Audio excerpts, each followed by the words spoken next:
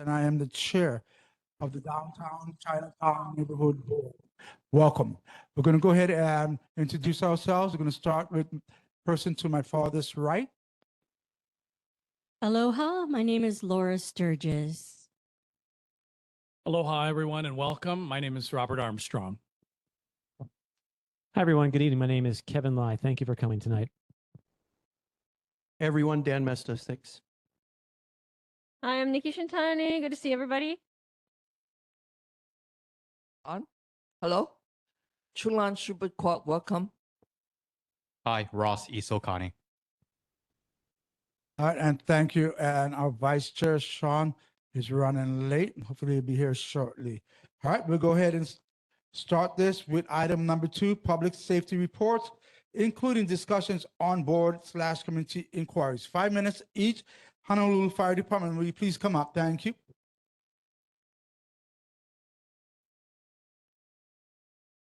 Hi, good evening, everybody. My name is Captain Harrison. I'm with Engine 1, 1st Platoon, over here on the corner of Baratania and Bishop Street. I'm going to start with the statistics, incident statistics for the month of February 2026. As far as fires go, we had 1 structure fire, 1 wildland/brush fire, 1 nuisance fire, which includes rubbish fires outside a structure or vehicle, 13 activated alarms with no fire.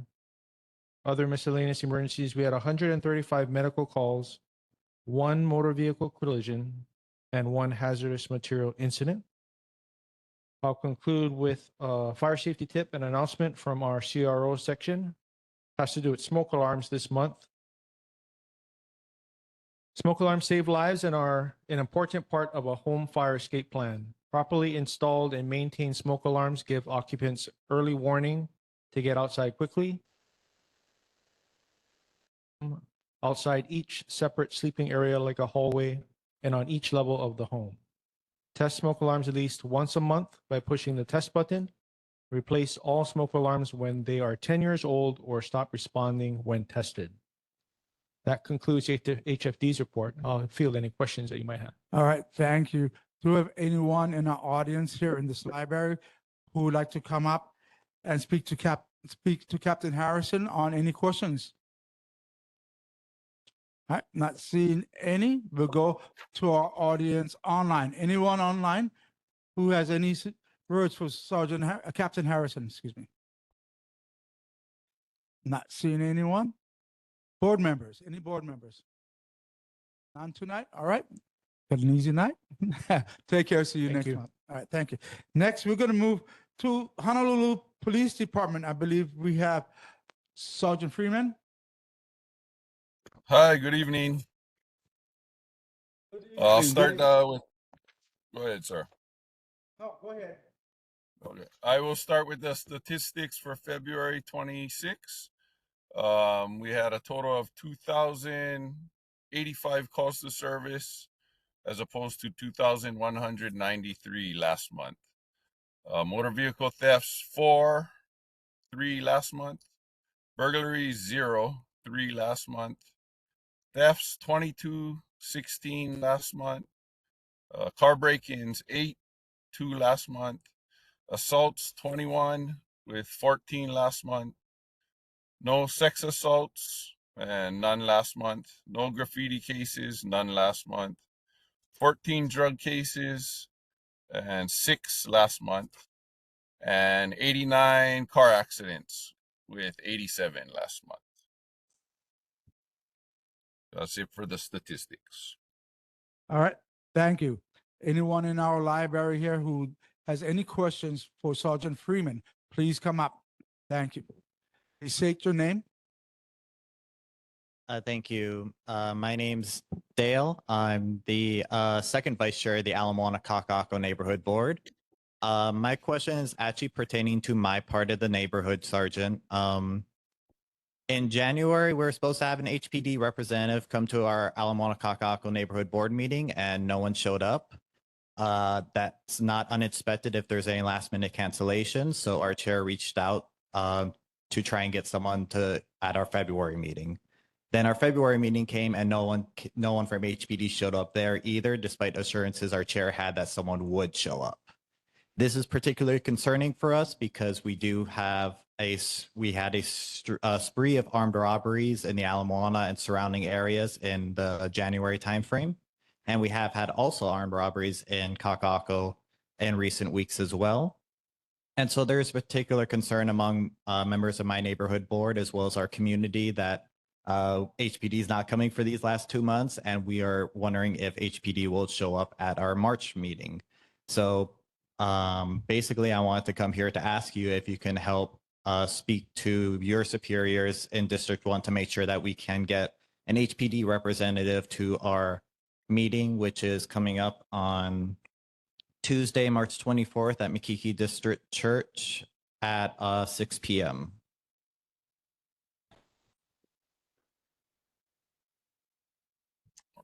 Okay, yeah, I will definitely pass that on. Sorry, I was just writing that down.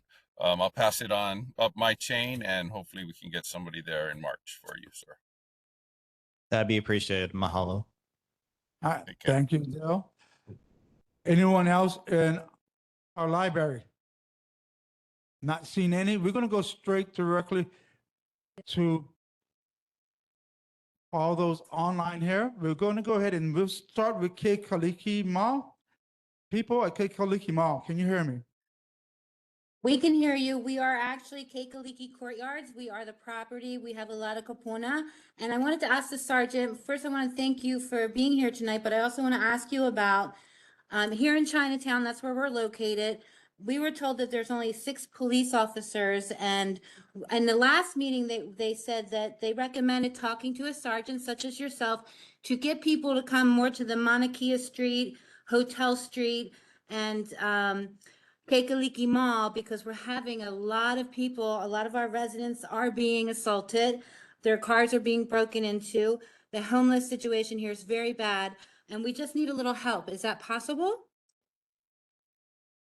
Okay, the first part of your question, as far as patrol officers, yes, we only have 6 patrol beats. Staffing is also boosted though with our Chinatown task force, our 4th watch, and occasionally the parks and bikes detail, more so at like Ala Park. So I hope that answers. As far as more patrols in Kekalike, I can pass that on. Is there any particular times we're looking at, or just in general, the whole Kekalike Mall area? We're noticing on our security cameras that we have houseless people coming in and out of the garage, which is in our jurisdiction, and all in Hotel Street. From the time of, I think they start to go in there about 5 p.m. and they're in and out 1 o'clock in the morning, 2 o'clock in the morning, 3 o'clock in the morning. So probably if there's overnight shift. Okay, I will pass that along to the night shift as well, ma'am. Thank you. Christine, is anyone else in there that has any other questions for Sergeant Freeman? Anyone else have questions? They're just very attentive and they're enjoying being here. They don't have anything to say. Okay, if you guys want to come Thank you. back, I'll let you, but I'm going to go to our board. We'll start off with our Secretary, Ross Isakani first, please.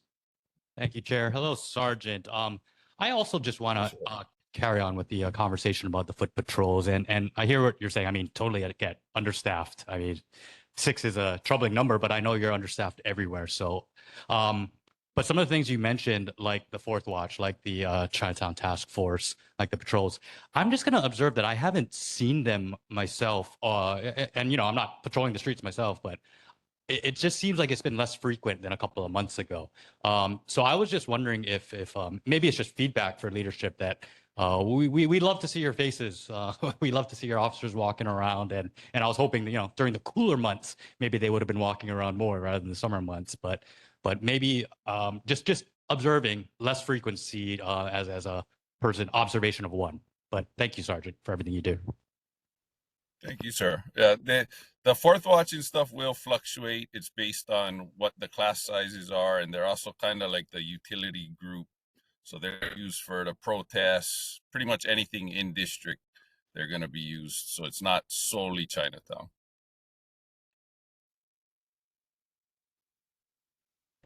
All right, next is, I believe, Shulan Shuberquat. No, then we'll go down to Bob Armstrong, please. Thank you, Mr. Chair. Sergeant, if I heard you correctly, there's 14 drug arrests this past month. What exactly constitutes a drug arrest? Since many of us who walk downtown in Chinatown see individuals with the paraphernalia of drug use, we may not see the actual injection or shooting up, but what constitutes an arrest and what do you have to see in order to make one? Thank you. Constituting the arrest would be actual recovery of the substance itself. So a lot of us, including you folks, see a lot of paraphernalia out there, but by the time you for us to get there, maybe the actual drug itself has already been injected or ingested. So evidence always is going to play an issue with a drug arrest. As far as what constitutes these drug arrests we're reporting on are going to be more of your harder drugs. There's no like marijuana arrests or anything, stuff we pick up from the schools. This would be either on view arrest by officers, or sometimes when we arrest somebody for something else and we get them to the receiving desk, then we find some sort of narcotic on them as well. So that would cover both of those. Thank you. Thank you. Next, we go to Board Member Lai. Chair, thank you. Sergeant Freeman, a few quick questions. Can you let us know if there are any updated plans to enforce our current noise laws for music and modified mufflers from cars in the downtown Chinatown areas? Feel free to say, hey, this is a losing battle and we just don't have the manpower, and that we should look instead towards technology and other methods. And we'll discuss that with some other elected leaders later on. Secondly, did you receive any follow-up from Sergeant Lee from last month and the request to get some information about signs for realtors that are on sidewalks but are not on the property that's being shown? There was some question that had been raised about the propriety of those types of signs. Secondly, we've noticed that the door for the substation is still kind of boarded up. Is that likely to be repaired or updated anytime in the near future? And then lastly, if I may, if we consider this strip of land and sidewalk between River Street and Mauna Kea Street on North Vineyard Boulevard, there's a hedge there that basically has become a den of living quarters for a lot of people that appear to be there. And it's pretty sophisticated. There's a bicycle repair shop in there. There's places to camp and hang out and cook. 10 seconds. And make trash. And I know this might technically be on private property as it's inside the sidewalk line, but anything that HPD might be able to do to address that. Thank you. Thank you, Mr. Lai. Okay, I'll start from the back end. The Vineyard Street, I believe I would have to check and see if it is private property, then we would need a representative for removing anybody. If there's on view criminal stuff, then we can enforce it without a representative. Backing up the substation door, I haven't heard of any planning on fixing that termite issue.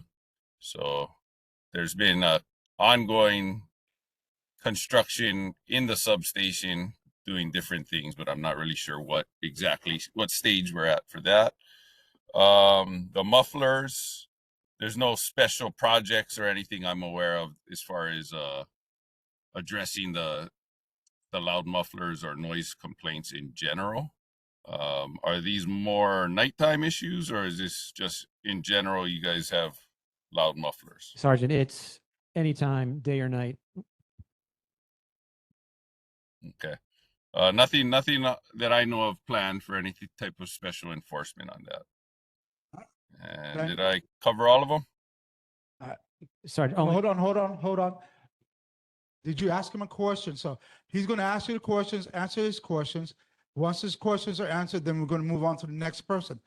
No one gets a follow-up until everyone that hasn't had a chance to speak speaks first. Then if we have time, we'll do follow-ups, okay? But if he asks you a question directly, you may answer that question, sir. Thank you, Chair. Sergeant, there was just a question from last month about the propriety of the realtor signs on public sidewalks, but not on the property that's being sold or shown itself.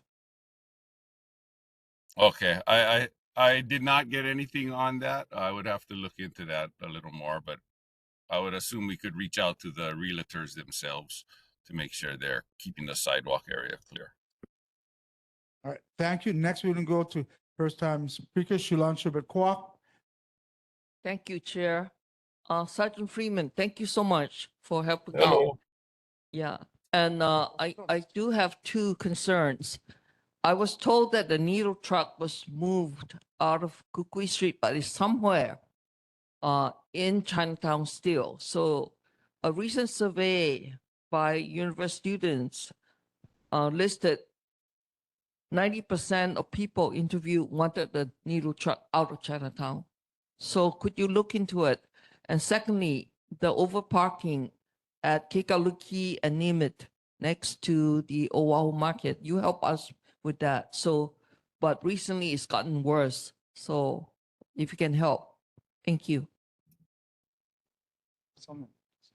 Okay, I will. I know I see you down there pretty frequently. I'll be down as much as I can on Kekaulike as far as the parking. The needle van, I don't know if we have the power to make them leave if they're parked legally. That's something between the city and the Department of Health and stuff. So I'm not quite sure where they're parked now. Last I saw them was on Kukui Street. Kukui and Ala Place, I believe, was the last time I saw them. All right, thank you. Next, we'll go on to Board Member Dan Masters, please. Thanks, Chair. Sergeant Freeman, thanks again for all the continued efforts. We've made a lot of calls in the last month or so and patrols with the CST. Been on several days, nights, mornings, weekends, seeing a lot of variety of officers out. So really appreciate that. I'm seeing more presence in a lot of the different areas. And then I wanted to make one comment regarding the Kekaulike Courtyard folks. I have a few community members that have informed me with photos and videos that some of this activity is coming from the 158 King that was busted previously for the gambling rooms. And then also the 901 Kekaulike space. There's a lot of squatters going on and all day night activity of theft and retrieval of equipment and vehicle parts going in and out of that location that then oftentimes spills onto Kekaulike Mall. Thank you.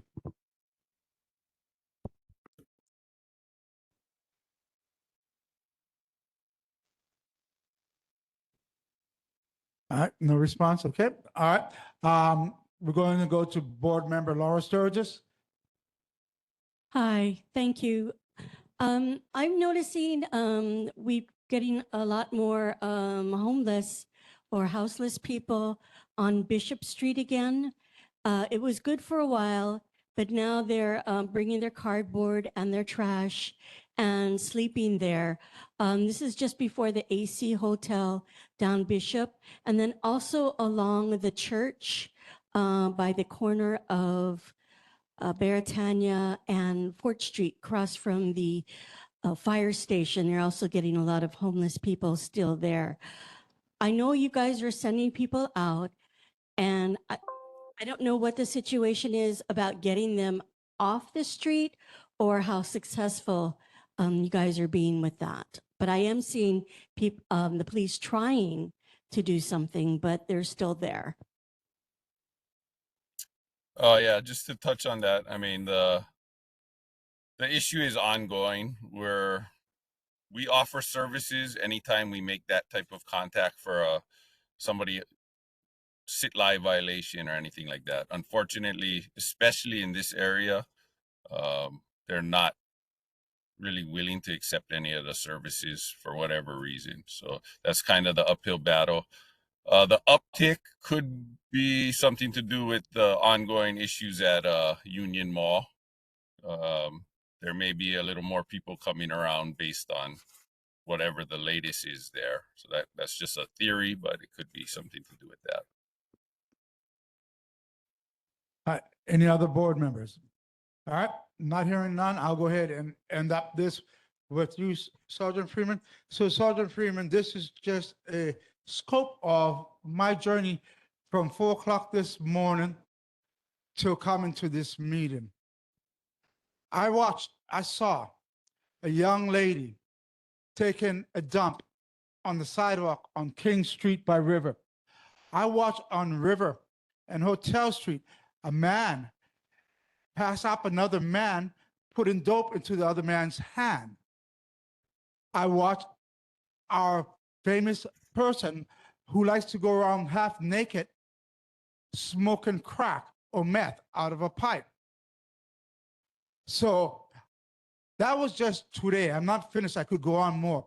The other night, there was a lady fighting with another man right on the corner of Bethel and Hotel Street for about 20, 25 minutes before the police showed up.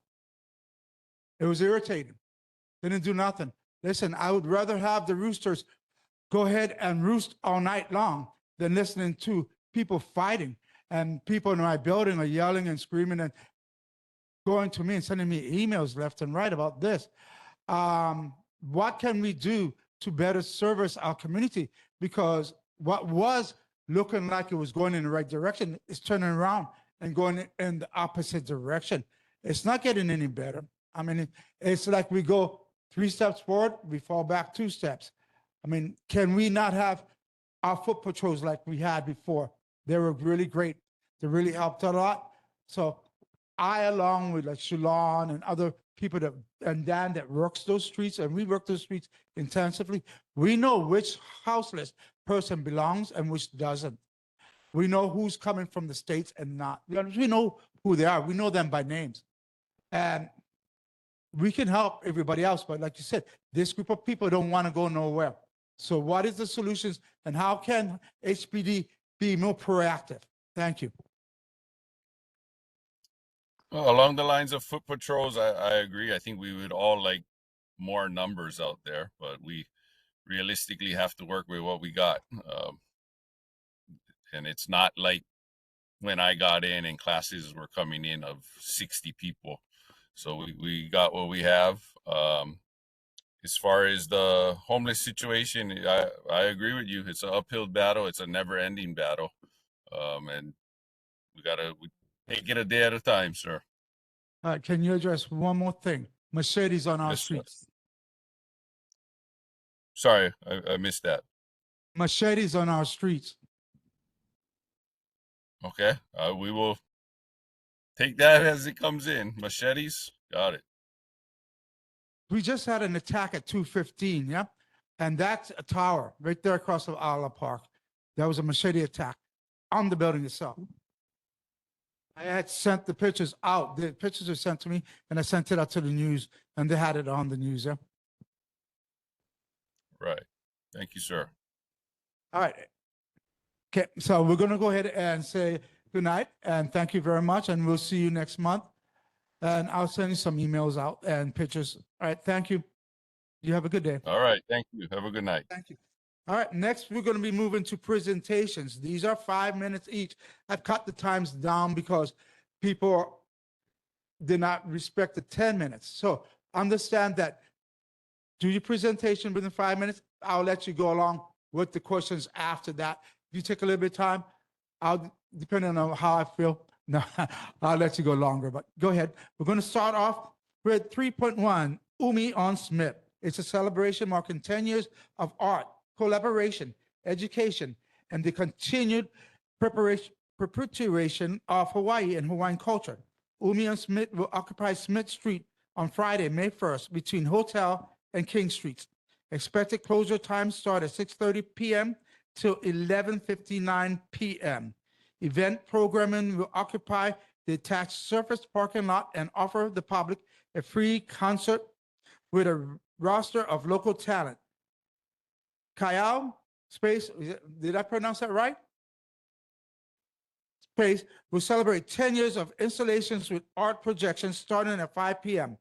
food vendors, and local artisans with pop-up booths, while a beer garden, and listen, our beer garden, will be adjacent to the stage. This event mirrors one in Hilo, hosted by Ola Buren and Zig Zane.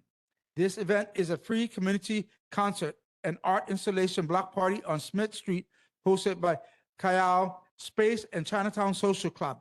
Contact is Kennedy Augafa, representing Chinatown Social Club, Zig Zane, and Nicole Reed for Imagine and Create Foundation. Go ahead, guys, both of you.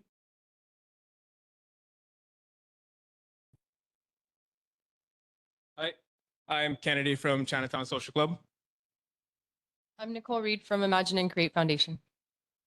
Like Sir said over there, we're trying to celebrate and mark 10 years of a staple Chinatown business, which is Sig Zane's Oahu store called Sig on Smith.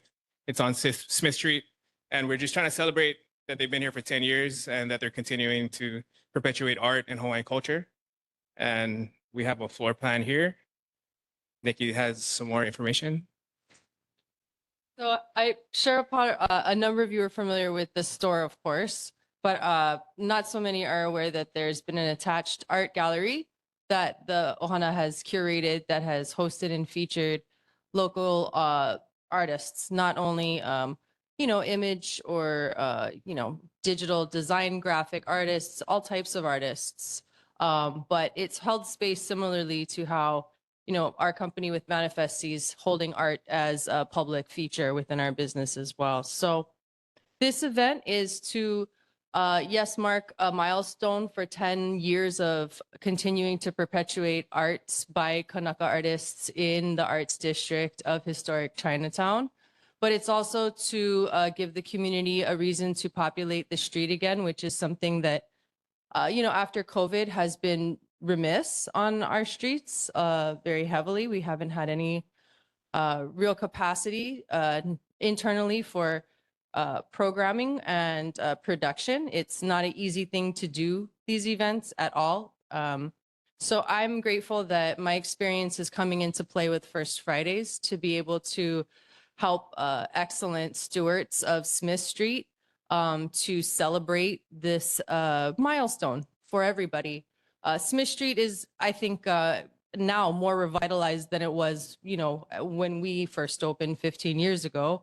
We now have anchor tenants like Blank Canvas, Kayao Space, Sig Zane, Sing Sing, all the way up to Milfette and Po Ai on the other side of hotel. So I'm excited to try to program another First Friday. It's a challenge with the timeframes and the requirements to maintain public safety. So that's our utmost concern. We are not going to be bringing in acts or talents that are meant to draw in thousands. We're going to be featuring artists that are going to use the stage for a short show, basically from 7 to 9:30 p.m. We are going to bring in some outside food vendors, local chefs to do pop-up tents. Nothing major, nothing super large, 10 by 10 pop-ups. And we are going to have facilities for everybody, including porta potties, hand washing stations, first aid tent. To clarify on the beer garden, it's going to be next to the stage and will only occupy half of the street on one side to allow for our fire egress to have maximum line of sight. And it's going to be for 21 and over, of course. We're going to have it barricaded and quadrant off along with security, checking IDs, doing wristbands, and having single point entry exit to make sure containers are not brought in or taken out. And we're looking forward to trying to produce an event in Chinatown again. And we know the challenges of serving, beer, spirits. We're not doing spirits this time, of course. We're sticking to beer, wine, and seltzers. So with that in mind, we didn't really want to take up any more time, but we are available for questions, please and thank you. All right, thank you both. Do appreciate that. So we'll go ahead. Anyone here in our lobby, in our library, have any questions? All right, not hearing any. We'll go online. Anyone online having any questions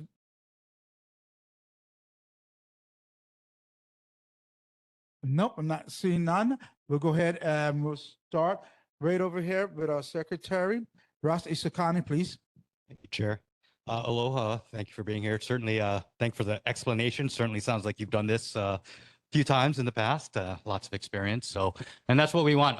We want people who are experienced putting on safe, successful events, encouraging people to come back into the neighborhood to just have a good time, because this is the de facto arts, entertainment, nightlife district. So, thank you for what you're doing. I just did want to have a follow-up question, because we want to have a inviting experience. If I recall, a couple of months ago, you might have asked a question just around jaywalking violations, and that certainly would not be a welcoming experience. And since your experience, has that been continuing? What are you still observing? Have you gotten an explanation for that? If not, no worries. In regards to this event, I can speak to our coordination. We're lucky that the security team who's going to be producing the event also contracts out for many of us on Hotel Street. So we're going to have a cohesive security line to keep people off of Hotel Street after dispersion time, and to hopefully get them into either other venues or to their vehicles or to parking garages. We're also going to be working closely with HPD to hopefully mitigate so that, for example, when we do reopen the street, we're not doing it until the crowds have dissipated. So we're not setting people up to fail, because we have seen that before. But ultimately, I'm confident that we can have a good working relationship with HPD through our coordination meeting and otherwise to, not only work with the sensible number for our off duties to maintain public safety, we do have to request our special duties, but to also work with them to work in coordination with us and our security. So I'm hopeful that jaywalking won't be on the table for that event, in the sense that they'll understand that we're getting people in as safely and quickly as possible, because we do know that it can be used as a punitive measure for sure. Thank you. All right, thank you. Next, we have Board Member Dan Messes, please. Thanks, Chair. Thank you all, Zen, Kennedy, Nicole, for bringing this to the community. Kayao Space and Sig Zane have been wonderful to have in the neighborhood. Brings a lot of business to the neighborhood and good foot traffic as well. The Kayao Space events have been really inviting. Lots of really great artists and things like that, and it's huge. I mean, that's why I came and moved to Chinatown in the first place, was for this type of activity, and I really appreciate it and wish you the best. Thank you so much for bringing this. Thank you. All right, go ahead, Board Member Kevin Lai. Chair, thank you. Guys, thank you for coming. I wonder, can you attest to the accuracy of the agenda item as posted and distributed to the public so they can become informed about the event itself? I know the chair read it as a preamble to you coming up. Was it pretty accurate? Is there a specific area that you're having problems with the accuracy? Not a problem, but just a comment. It seems that instead of the event only covering Hotel to King Street, does it extend So this to is Pawahi Street? this is actually a timing issue. Okay. So when I need to give notice to get on the agenda is how many weeks before the meeting, Kevin? Several. Correct. So in that time frame, DTS has their ability to give comment on my initial closure for the permit that was submitted on time within the 90-day window of the permitted event. However, when they looked at what we requested, it was then decided a couple of weeks later to add that section because of contraflow for the parking lots that are behind FET, of which I'm a member of that parking lot. So we decided to go ahead and say yes to taking that on in addition, but with the idea that it wasn't to progress any programming or any type of additional footprint. It was to acquiesce to DTS's request for a contraflow. That being said, does that mean that the area between, I guess it'd be up to Pawahi Street, will that also be blocked off for a portion of the time? Yeah. Okay. Thank you. I only ask because, when vendors or residents, they want to know what's going on. Yeah. This is their way to know.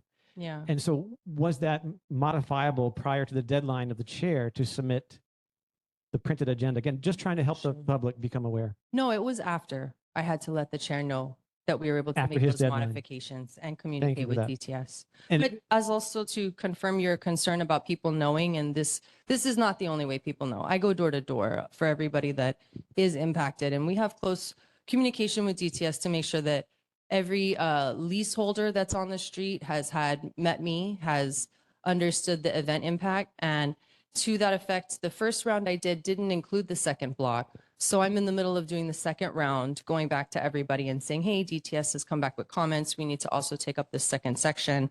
And then also including those people on that block to have that comment and space as well. So All right. yes. Thank you very much for the explanation, and I do appreciate it. And just for anyone on the board to know that Nicole is probably going to be back here in April for any other modifications for this. So because of DTS is treating everything is a 90-day period, even Kekaliki Mall or 4th Street Mall, you'd have to have a 90-day period going on. So something we'll discuss later coming up. Okay. All right. Any other questions? You already spoke. We're going to move on to the next person. You're going to have to wait for the next time. Bob, anybody else? No one else? We're going to go. You spoke already once? Shulan, anyone? No one speak? Okay, so now we're going to go back. I will get follow-up, and I'm going to start with Mr. Lai first. Thank you, Chair. Just wanted to ask of Nicole and the gang, did you mention there was a change in the stage or something, or to the position of the beer garden relative to the stage? I thought I caught that during your presentation. There shouldn't be any change. So the document that we have is accurate. Thank you. All right. Board Member Dan Masters, please. Yeah, thanks, Chair. Sorry, I forgot to mention one point. It seems like most of your planning and details around the event have addressed, all the concerns that I've seen in recent times and even in the past couple of years as far as security and cordoning off areas, only having on one side of the street, not blocking sidewalks. So just wanted to make that comment. Thanks. Mala, we're doing our best to make sure we be good community members in this event. All and right, produce first, something of value. we have a first-time speaker. We'll go ahead. Board Member Shulan Subikwok, please. Hi, how are you? I was wondering whether you have a map to present to us where the stage is going to be. I have not. So go. Everything's on Google Drive. I uploaded it to Google Drive.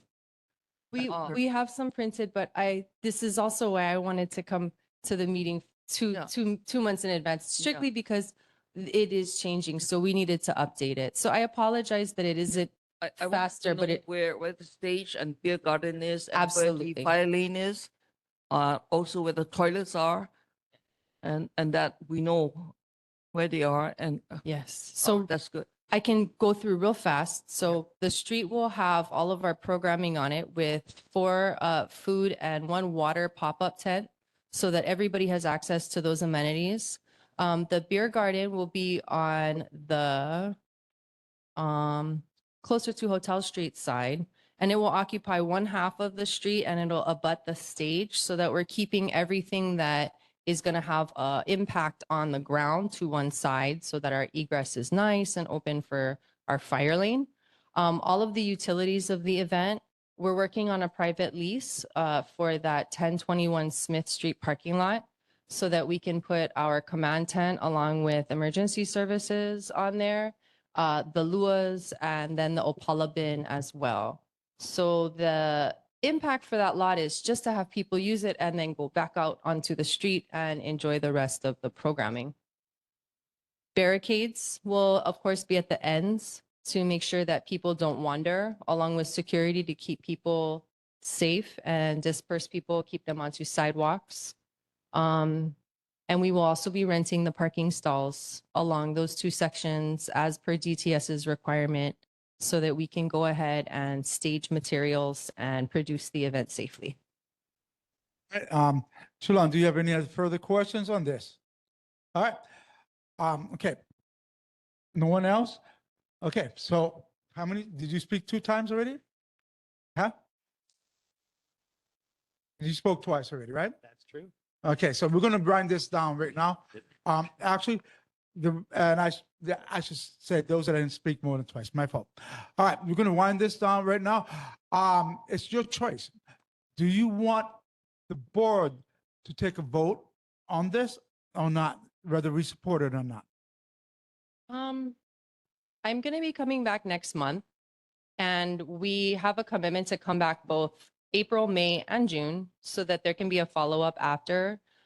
So I'm committed to trying to taking the vote today to hopefully get the support with the understanding that we're invested on making this long term. And Anyone want to make a Doing our- motion to support this event?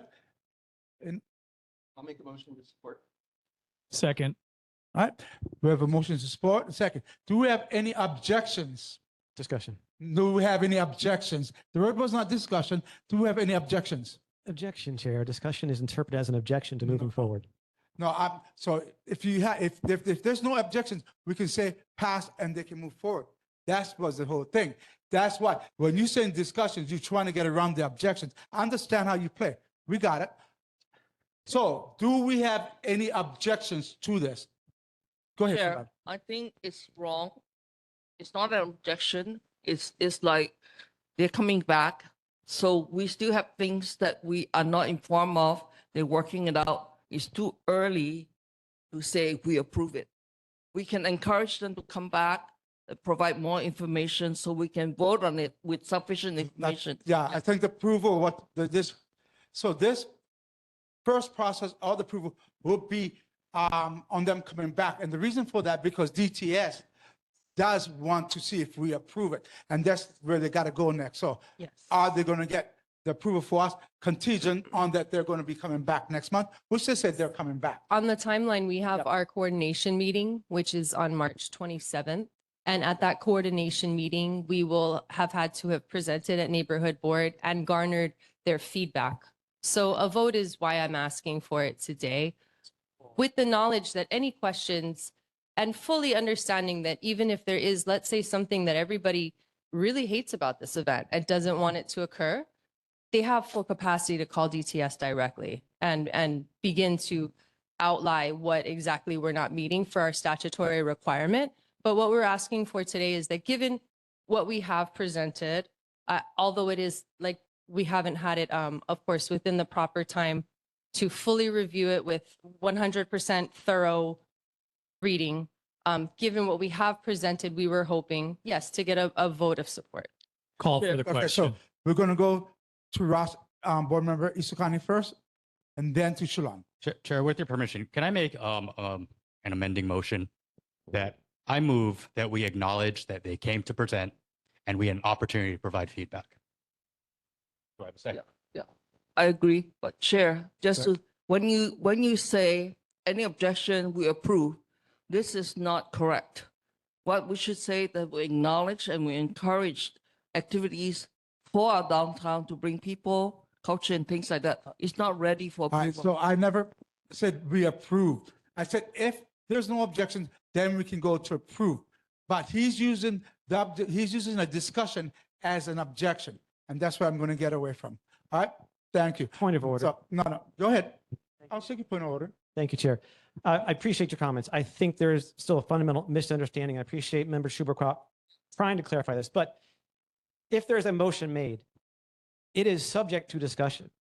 Okay, so we can discuss it. There's not an assumption that it's going to pass or not pass, but the parliamentary procedure to which we all have agreed to adhere means that if there's a motion, any of us can make a comment about it. Right, and you're right. If there's a discussion, but if there's no objection, then there should be no discussion. And that's what I've been told to by NC also. But anyway, we're going to go ahead and Ross made a motion. Is there a second on that? There is a second on Ross's motion. Any discussion? Go ahead. Go ahead. Thank you, Chair. First, I'd like to, if we get a rereading of the motion as amended, but secondly, I'd like to ask of the chair if the guests could comment on the one thing that I was trying to find out, which was there's going to be live music. Do you have plans for a decibel meter? If so, where? Because you know that's been a big issue in our downtown. If you can answer that, I think we can. Thank you.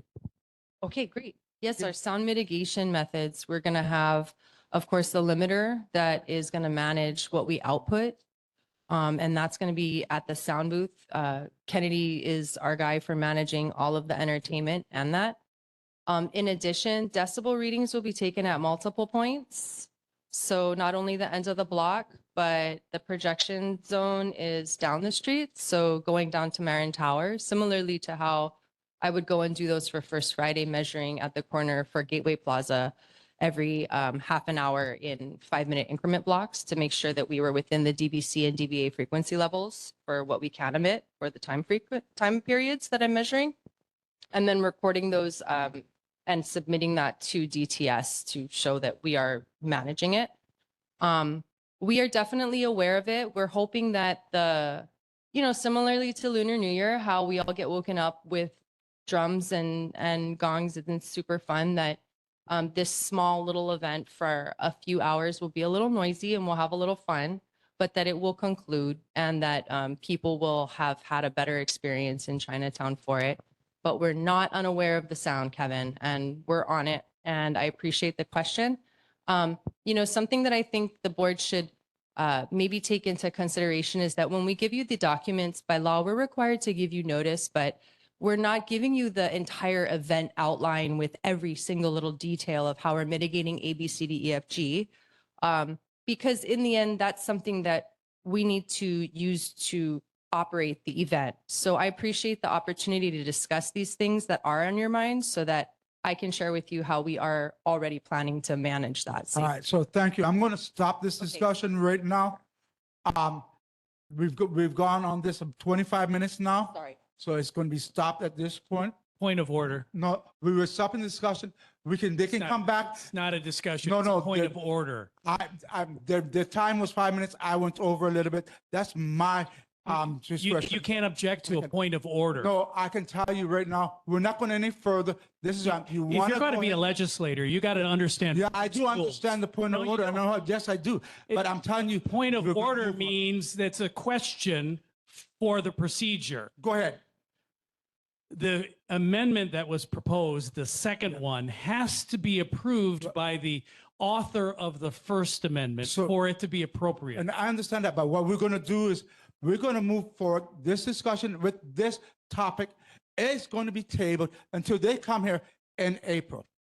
They're going to be back in April. No, we've gone over 25 There's an minutes. amendment on the No, table. No, we're going to table everything. A until resolution then. on the table, No. I mean. Chair, There's a motion. Chair, there's a motion, and there's one question that has not been brought up was the hour of the music. When does it close? That's very important for our neighborhood. So that's not in the information. So we Nine. need in the amendment. 9:30 p.m. You can't make your own rules up, Ernest. Listen, we're running this the way we've always run it. We're going to go ahead and table this to next month. You said you guys are coming next month We're not- with more clarification. You can't No, do that. there's a motion and a second, so we cannot table it on what you said. Chair, I wanted to object Put to it the on. motion. Huh? I wanted to object to Isokane's motion. Isukane has withdrawn the motion. Thank you. Okay, Thank you. but we So, have to no- dispose of the amendment, the resolution. Is there an objection to it? I never heard it phrased properly, so I can't. You don't even know what the amendment was. I believe the amendment, which is seconded by Ross for the amendment was so that we didn't have to approve it in this premature stage, but for them to come back in April when there's more information, then we can vote in support. But we definitely want to encourage more activities and more people coming to Chinatown. That's not a question that this board would not support. Okay. But just that we don't have sufficient information to kind of say we approve everything that's just presented tonight. No, okay, so nobody said we approved anything. No, I didn't say that. I said, no, that's not what I said, Shulan. I said, if there is no objection, then we can go ahead to approve. If, that's what I said. Okay, so please, all right. So that was been withdrawn. Who made the first one? Withdraw. To go to the vote to support, and that was seconded by Armstrong. Right. And that's what we have to dispose of. I call the question, Okay. which is the second time I've said That that. means, it's all in the question.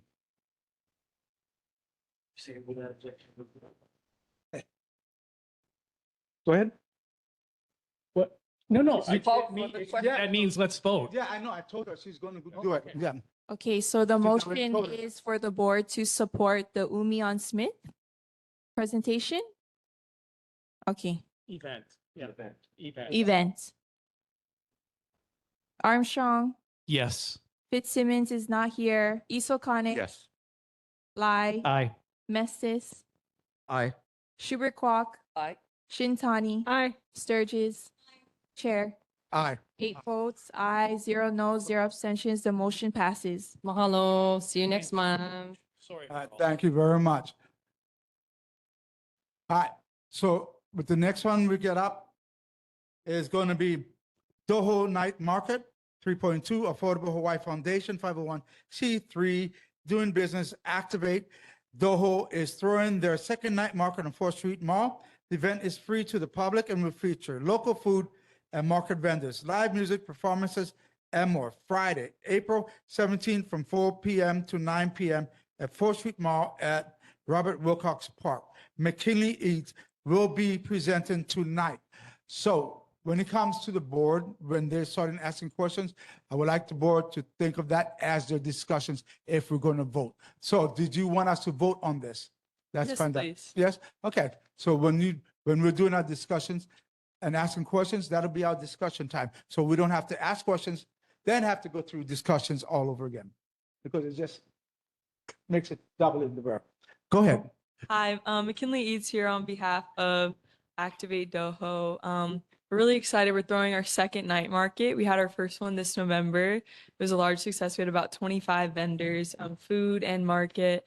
We had local music, local performances. We actually had middle schoolers from this very school here. We had their band, their hip hop group come out, and we're hoping to replicate that this April 17th from 4:30 to 9 o'clock. We're going to have it a little bit larger, about 30 to 35 vendors on 4th Street Mall.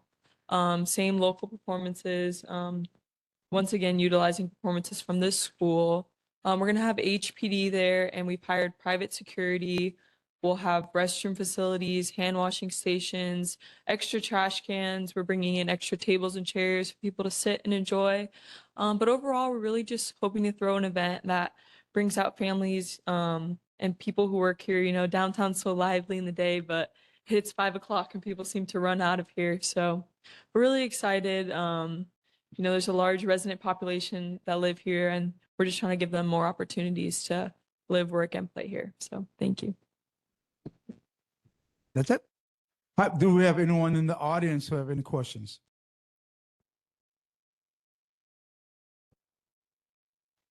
Anyone online have any questions? Nope, not hearing any. We're going to go to the board. With the board for this particular part, you ask a question, make sure this is part of what it's going to be about. Discussion, you will have 1 minute. I'll give you the time at 10 seconds. After 10 seconds till the 1 minute.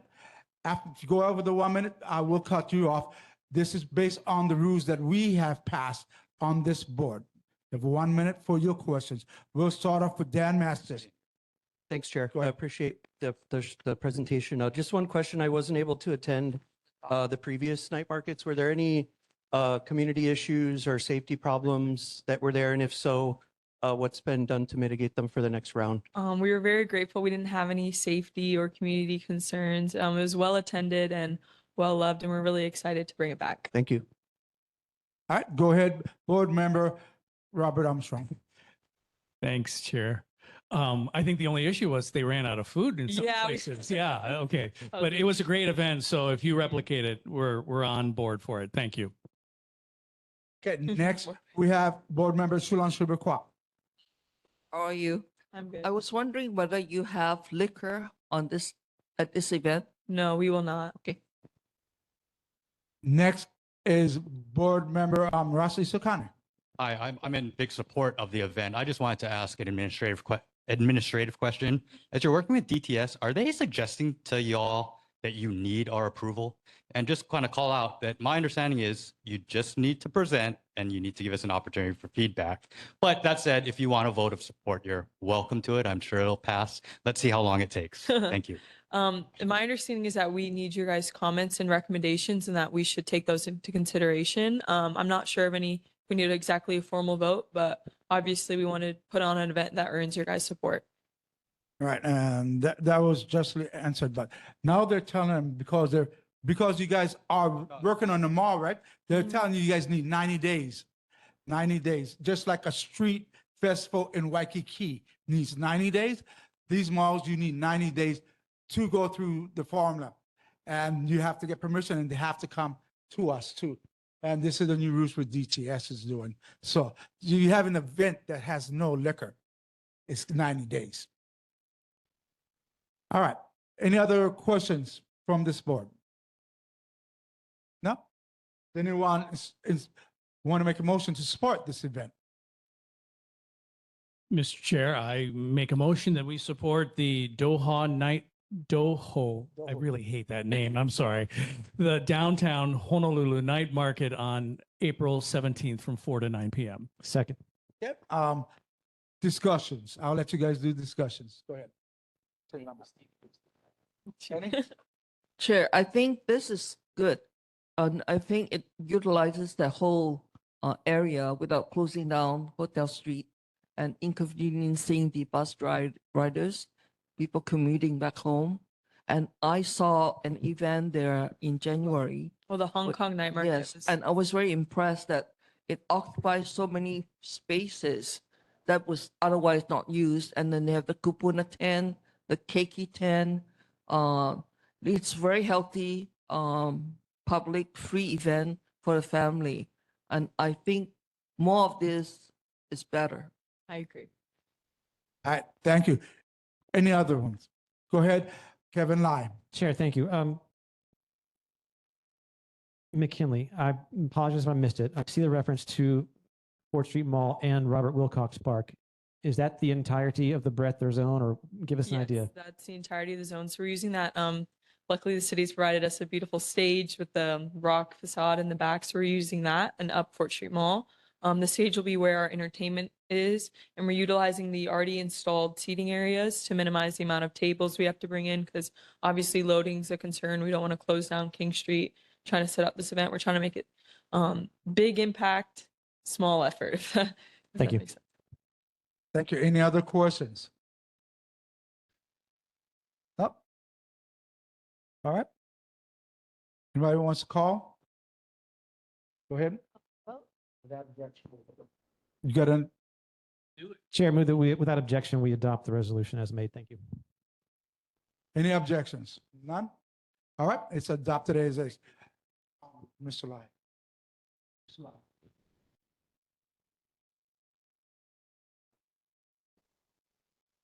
Yep. No, hold on. I'll tell you later. I'll bring it up later. All right, next we're going to go ahead and have Heart of Honolulu. No alcohol. No alcohol again. Saturday, April 11, 2026 from 11 a.m. to 4 p.m. Street closer is Nu'uano Avenue, Chaplain Lane to Hotel. Hotel to King Street and both sides of Hawaii Street. Hold on. To parking lot egress. Only bus reroute is number 4 on Nu'uano Avenue. Sandra Poe, go ahead, please. Okay, so it's going to be the 5th anniversary of our Heart of Honolulu Festival. So we've been doing, we're so excited. This is the biggest that we'll have. We've lined up 50 vendors so far. We're going to have food, art vendors, music stage, a Tai Chi in the park, in the Sun Yat-sen Park. And we're going to have the Heart Strut again. So we're making hats and puppets so that they can have a 2-block parade. We're going to have flash mob where there's going to be like 40 singers who will come and occupy the street and just sing to their heart's content. We have 5 make and takes. Our gallery will be open. We've engaged the storefronts on Nu'uano Avenue and Pauahi to also participate, to bring their goods out onto the street so that they can participate and people can find, what they have and they can make sales. And again, no alcohol. It'll be just a really fun event from 11 to 4. Any questions? All right, do we have any questions from our people in the library here? This is a fun event. Any questions from anyone online? Not seeing any. Any questions from our board members? No, no questions from the board members. Any board member wants to go ahead and make a motion on this event? Mr. Chair, I make a motion that we support the terrific Heart of Honolulu event scheduled for April 11th. I second. All right. Any objections to this? Nope, not seeing any objections. It's approved. All right, thank you. Okay, Thank you, Sandra. we will see you later. All right, next we have the St. Patrick's Day celebration. Event to be held on 4th Street Mall between Hotel and King Street. No road closures. It will feature food, entertainment, and beverage stations. Also an ask to the board to help change the ordinance to have the malls operate as a mall and not as a street. As for now, the malls must give a 90-day notice for events, and thus they're treated like street closures. Ed Koborski, go ahead, please. It's Karibski. Okay. You say Caravallo or Carvalho? It's quite all right. I got it all my life. Hey, so we're actually doing St. Patrick's Day, and one of the things we're trying to figure out how to revitalize the area, especially without closing the street. So we're doing St. Patrick's Day. We're gonna have 2 stages. There's gonna be one right behind Ross store. It's gonna be a DJ stage over there by Hotel Street. It's only gonna be 1 block. We're gonna have like tons of food. There's Olay's gonna be there. We have something called halosami plates, which is basically corned beef as a Kahlua pig dish, basically, and corned beef and cabbage and fish and chips. Pickles is partnering with us, so we're gonna have a place where people can eat food inside of Pickles as well. There will be alcohol on the street, but again, we're gonna have like 20 guards. We're gonna have HPD, and actually, we're trying this new thing where we're hiring retired police to monitor, like Larry Santos, I'm sure most of you know, is going to be sit there and it's going to be a liaison within police and the security guards to sit there to make sure there's no trouble or they can mitigate any trouble going on. I don't anticipate it, but we were trying to figure out like what's the best place. And again, we have 20 guards for 1 block. There's going to be alcohol on the street. It's the first time we have been doing St. Patrick's Day, I think since 2018. So yeah, I don't think we did one in 2019. On the day of St. Patrick's Day? Yeah, it's going to be a Tuesday the 17th. So board members will not speak unless given permission spoken. You know the rules. No, You want to play rules? We'll play rules. Go ahead, Ed. No, I mean, so I've gone through this before. We're sitting, we're trying to not over promote it. We're limited it to 1 block, so it's not going to be a blowout right now, like just like that. And we're not closing, again, what Chulon said is we're not closing the streets. So we're trying to figure out how we can activate the area with minimal impact on the community. So that's what I have to say with St. Patrick's Day. So I just passed around this thing saying like, the mall has been rezoned as a street. Yes. So what happened when a mall is rezoned as a street, we have to file street rules. Doho could not do the night market. I could not do St. Patrick's Day without it. Parks is very limited in what you allow them to do. So this is one of the things.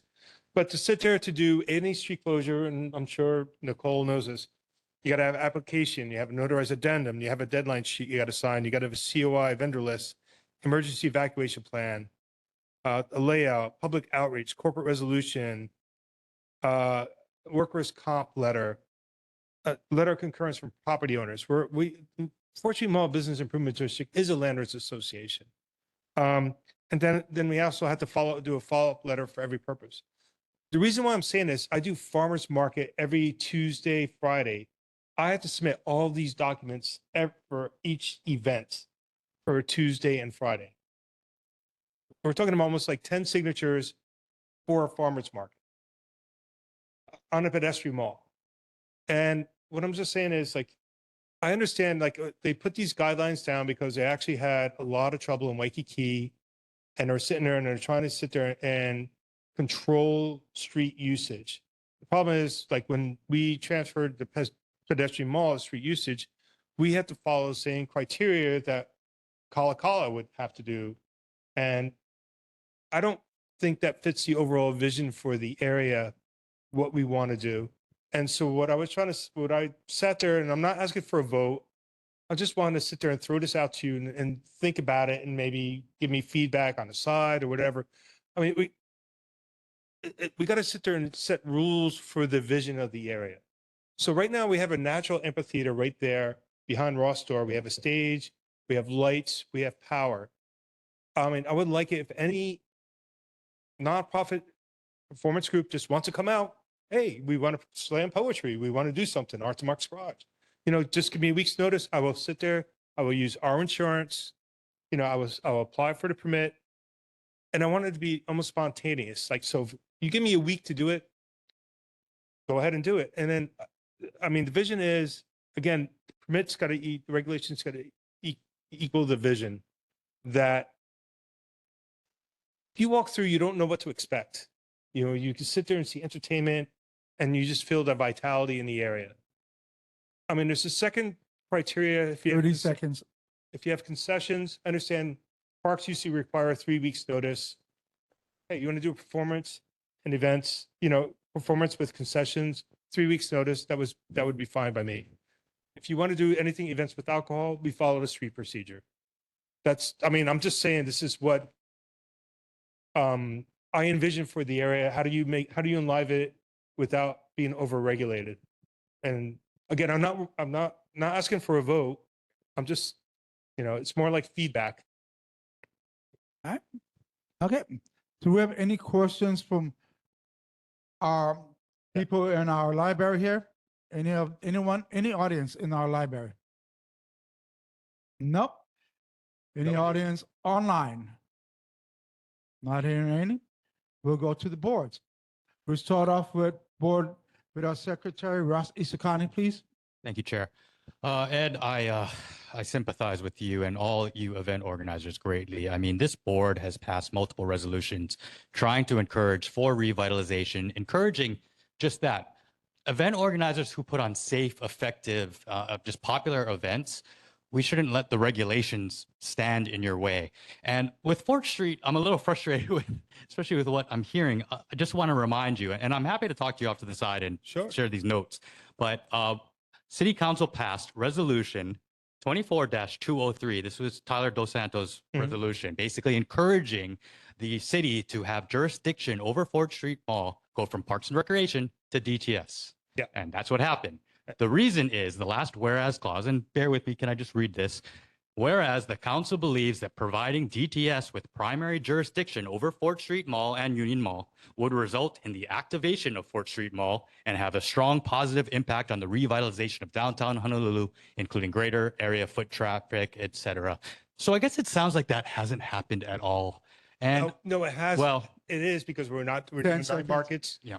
We're doing St. Patrick's Day. We are doing it. Yeah, it's just. But the concept is, since you asked for feedback, I think Councilmember Dos Santos Tam, I think, needs to be a part of this discussion. No, I agree. Yeah. I mean, he's aware of this too. Thank you. So I'm going to ask the presenters to let the board members speak. They have 1 minute to say what they need to say. Okay. All right. And then don't interrupt them. Then you folks can have this discussion. Okay. Thank you. Go ahead. Shulan Shubakwa. Thank you, Ed. I understand. So music, this will be music. So you need to give a cut-off time when the music will be cut off at 10. It's by ordinance. It has to be. Yeah, but nothing in here states that. And Oh, you just state very generally beverage stations. So is there going to be a beer garden? For St. Patrick's Day? Yeah. Yes. And when's the date of the St. Patrick's Day event? It's not. on here. Oh, sorry. St. Patrick's Day is always March 17th. It's March. Says that's 17th. It's a Tuesday. Yeah. 17. It's always it's. Already? Yes. And you have gone through the 90 day already? Oh yeah. Oh my. I have no idea when the date is. because You actually passed a motion to support it like a few months ago. I forgot the date. It's not on here. That's why. And then Then that would be my fault. I just assumed that everybody knows St. Patrick's Day is March 17th, and that was my fault. So I do apologize.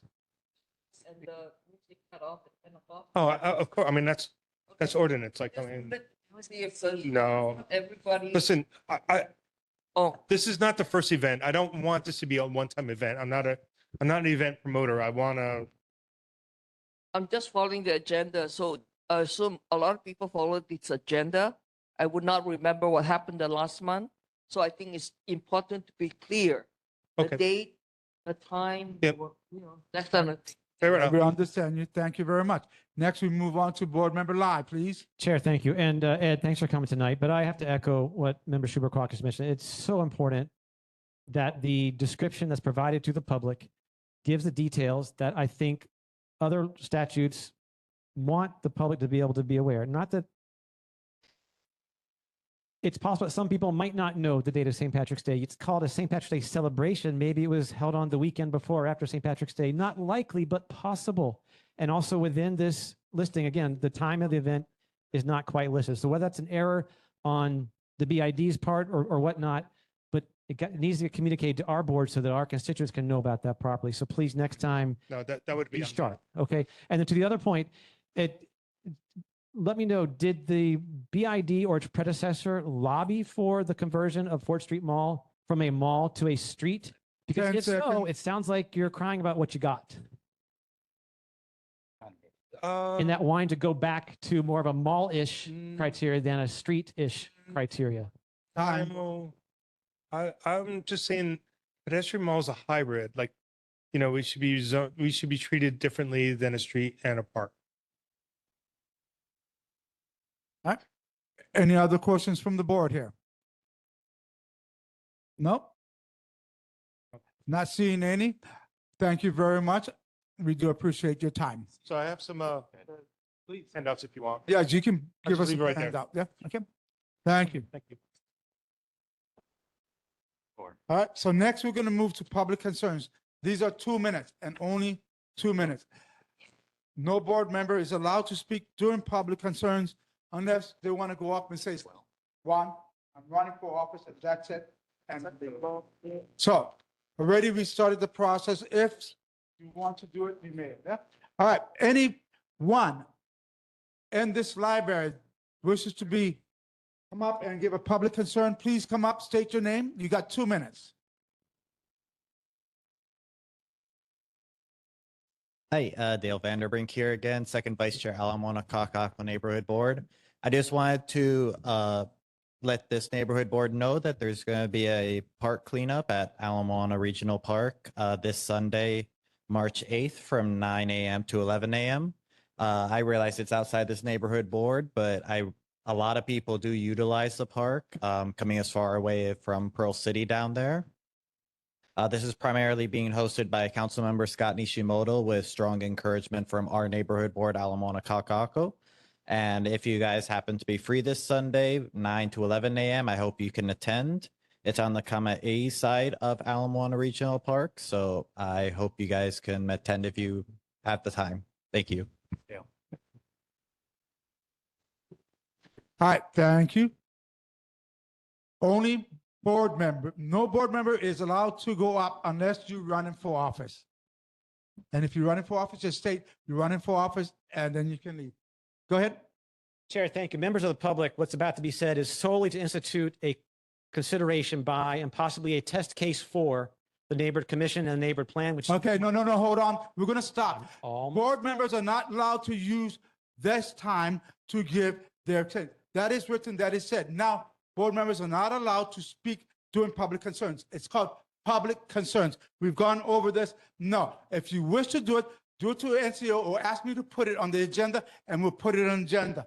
This is not a public concern. You're not considered public while you're sitting in the seat because you're an elected officer of the board. That's run. No, that's done.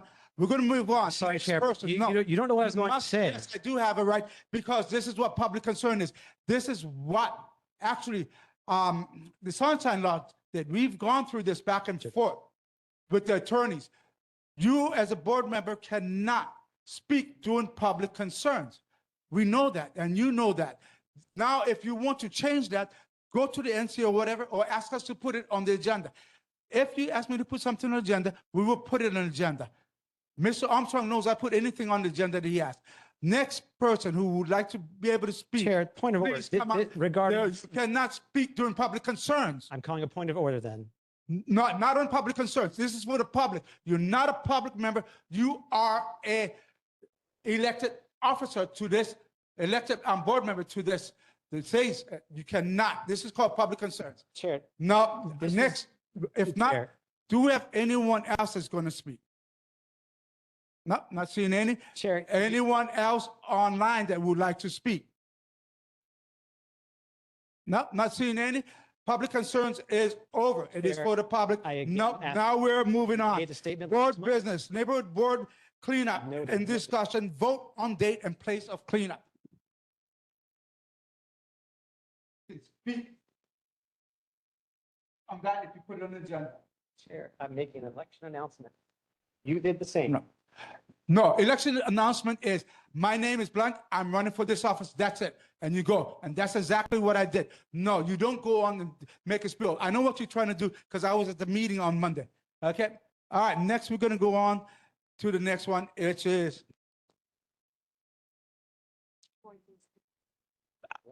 board business 5.1, neighborhood board cleanup and discussion. Vote on date and place of a cleanup. All right, anyone? Dates.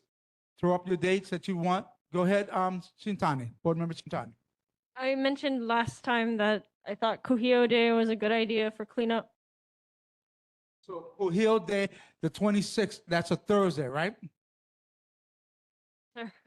So you want to do it on the holiday? Yes, And not everybody's off on that day, yeah? that's fair. Huh? I understand. All right, do we have any other dates? Anyone else on any other dates?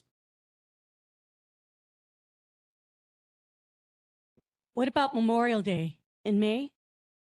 Is that? Memorial Day? So we got Prince Court Day, which is the 26th of March. It's coming up right now, yeah?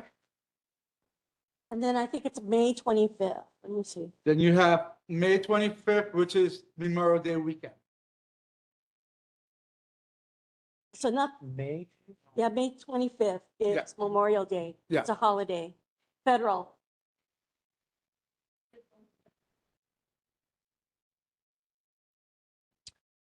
So do we have a date that we want to choose? Anyone? Memorial Day weekend.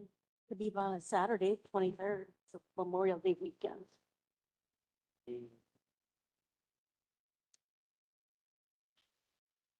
Go ahead. Thank you, Chair. Just if we could have discussion, I'm just wondering, is it better to choose to have this event on a day of a known long weekend when people might have other activities already planned? Or could we consider the weekend before or after? I mean, people may be planning to be out of town or be out doing other things with the whatnot.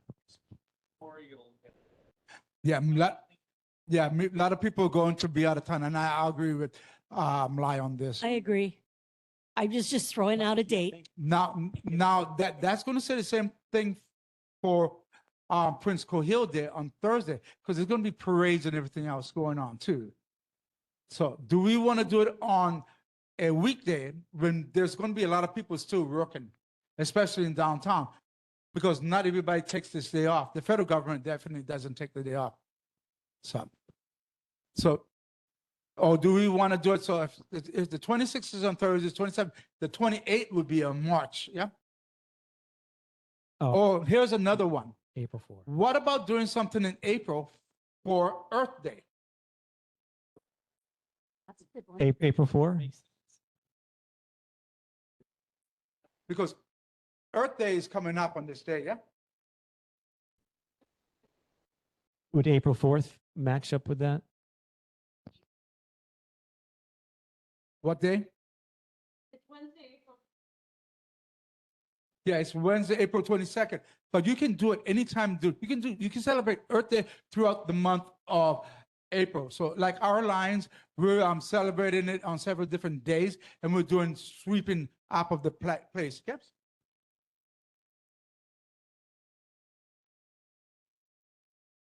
Go ahead. Chair, can I propose April 4th then, unless there was a alternate weekend? April 4th is a Saturday, right? Yes, Saturday, April 4th.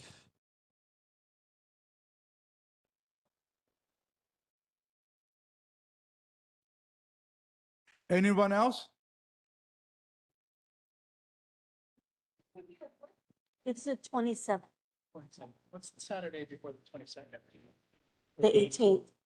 Yeah, let's look at the 18th or the 25th. Yeah, because I can't do the Of what day? Saturday, April 18th. Saturday, April 18th? Makes more sense. Yeah, more runway. Well, agree. Let me check some. Saturday, April 18th. And what else? Oh, I know what you're thinking. Oh, Wait, no.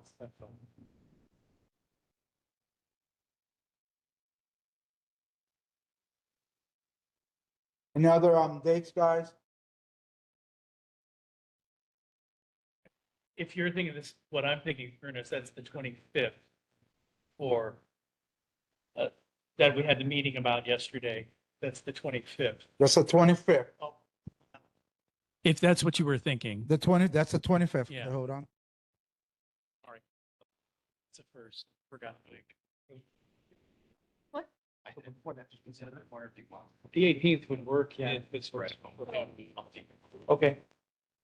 All right, so just so you know, Saturday, April 18th, from 9 to 11, Smith Baratania Park, Kekaliki Mall, and all the sidewalks from Nuuanu Street, from Nuuanu all the way down to King, going from King to Mauna Kea coming back up to the park, going down Hawaii Street to the park, is a cleanup day for the Chinatown Lions Club.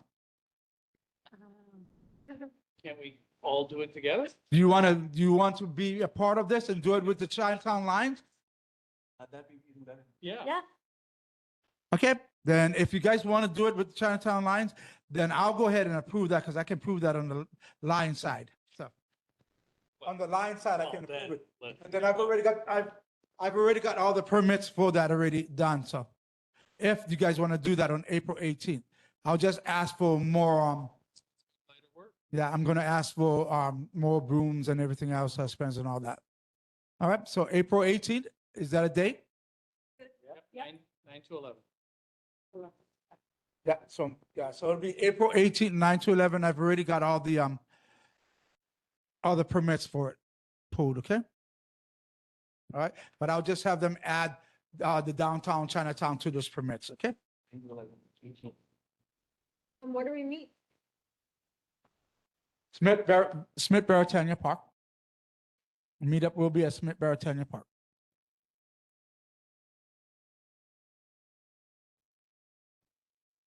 How easy was that? Okay, do we need a formal vote on this?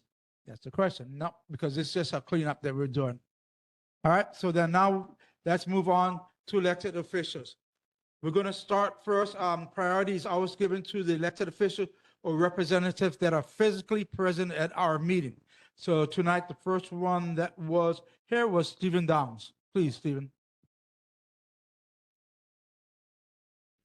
Good evening. I'm Stephen Downs. I'm representing the governor's office. We had 3 questions from last month. The first one regarded whether the state sheriff division could enforce sit-lie violations on state capitol grounds. They do not. The sit-lie laws, the city's sit-lie laws, do not apply to capitol property. However, if there are any disturbances reported that the sheriff's department responds to that could lead to an arrest, then they can enforce the rules there. The next question regarded any kind of ban or prohibition on cruise ships docking. Hawaii Tourism Authority is not aware of any plans to ban cruise ships or restrict them because cruise ships are a valued part of Hawaii's visitor industry and they support local jobs and small businesses. There is a green fee, which is now currently being debated in the courts, which may have which has not been decided yet. The third question involved whether the state was has any money set aside for marketing Chinatown. And yes, the Hawaii Tourism Authority has numerous ways that they are supporting Chinatown. The complete list is in the report that I submitted. HTA also pointed out that in their 2025 Oahu visitor research, Chinatown and the Honolulu Art District ranked number 3 among the top places visitors go to on Oahu.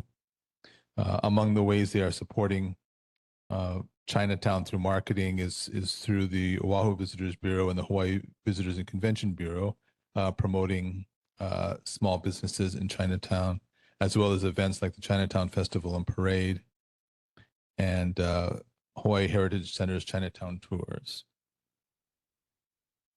So I'm open to any questions you have for the governor's office. Thank you very much, Stephen. First, I'd like to see if there's any questions from the audience in person. Not seeing any. I'd like to go to the audience online. Also not seeing any online. So let's go to the board. Hold on, give us a minute. I'm sorry, my apologies. Go ahead. That's okay. So I just have one question. Mind you, we're new to this. Does the governor have any, if we wanted security, can the governor help us with that? Here in Chinatown? Or is that something, is that state or city or both? How does that work? Question is security in Chinatown. Sorry, go ahead. Yeah, that's probably a city function, the HPD. Okay, thank you. Okay, thank you. And if you're online, please use the raise hand function, and that's how I'll identify you or call out. But anyone else online in the audience? Not seeing any, so I will go to the board, and I will go to Board Member Lai. Thank you, Mr. Iscani. Mr. Downs, thank you for coming tonight. Official signs, highway signs must comply with federal and state standards. Failure to do so could jeopardize federal funding or trigger audits here in Hawaii. Under the 11th edition of the US DOT Manual on Uniform Traffic Control Devices, which Hawaii has adopted and must follow to continue to receive highway dollars, changeable message signs, the ones you see on the highway that kind of flash up a message as you're driving by, must be simple, brief, legible, and immediately understandable. And the manual explicitly discourages humor, puns, rhymes, slang, or obscure references because these distract drivers and slow comprehension. And we have HRS 264-72, which reinforces that. So for clarity and accountability, can you let us know next month who specifically at DOT here in Hawaii programs those signs on the highway here, and who else reviews or authorizes the language before they are actually displayed to drivers? Because what comes to mind is the H1 messaging back in January. 10 seconds. Thank you. Don't be a stinker. Use one blinker. With intentional misspellings. It violates guidances within this manual. It uses rhyme, localized humor, rather than plain, universally understandable language, which could be confusing to all drivers, visiting drivers, people who don't know Pidgin. Time. Just like to see how that came through the Time the limit. gaps. Next Got it. up, Thank you. Board Member Rossi Sakani, please. Thank you, Chair. Hi, Stephen. So I think this question is probably for DVED.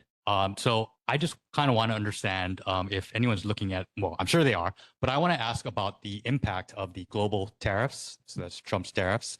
Now, the Supreme Court ruled against them recently, and then, you know, our president just slapped on a 15% tax, import tax, you know, same thing, same impact. So Business Journal did a recent article saying that 86% of Hawaii businesses report being impacted, and they expect at least a 10% drop on a lot of these. So I was just wondering, is DBED actually specifically studying and trying to quantify the impact on our local economy of these tariffs? Because just in my experience, I know there's a lot of groups out there that talk about local policies like the minimum wage. They talk about like the TAT tax, the green fee on cruise ships, as you mentioned. 10 seconds. And, you know, I just want to make sure that when we're looking at the impacts on our economy, to me, the elephant in the room is the tariffs. So I'd like them to really highlight that. Thank you. All right. Any other board members? No other board members? Did you go through the people? Yeah, I went. Yes. You did? Okay, thank you. I do appreciate your help. All right, thank you, Stephen. You have a great day. Yep, sir. All right, so I want to ask the board, I want permission to do this because when Kevin went up, he does know during community concerns, if you're running for office, you just say your name and what office you're running for, and that's it. He knows that was spoken about at the NCO. So there are two candidates that would like to introduce themselves, say their names and what office they run into. And I would like them to have that time. They couldn't say it during community concerns because of what had happened. So I think it's only fair. And before we move on forward, go ahead and come up and state your name and what you're running for. Thank you.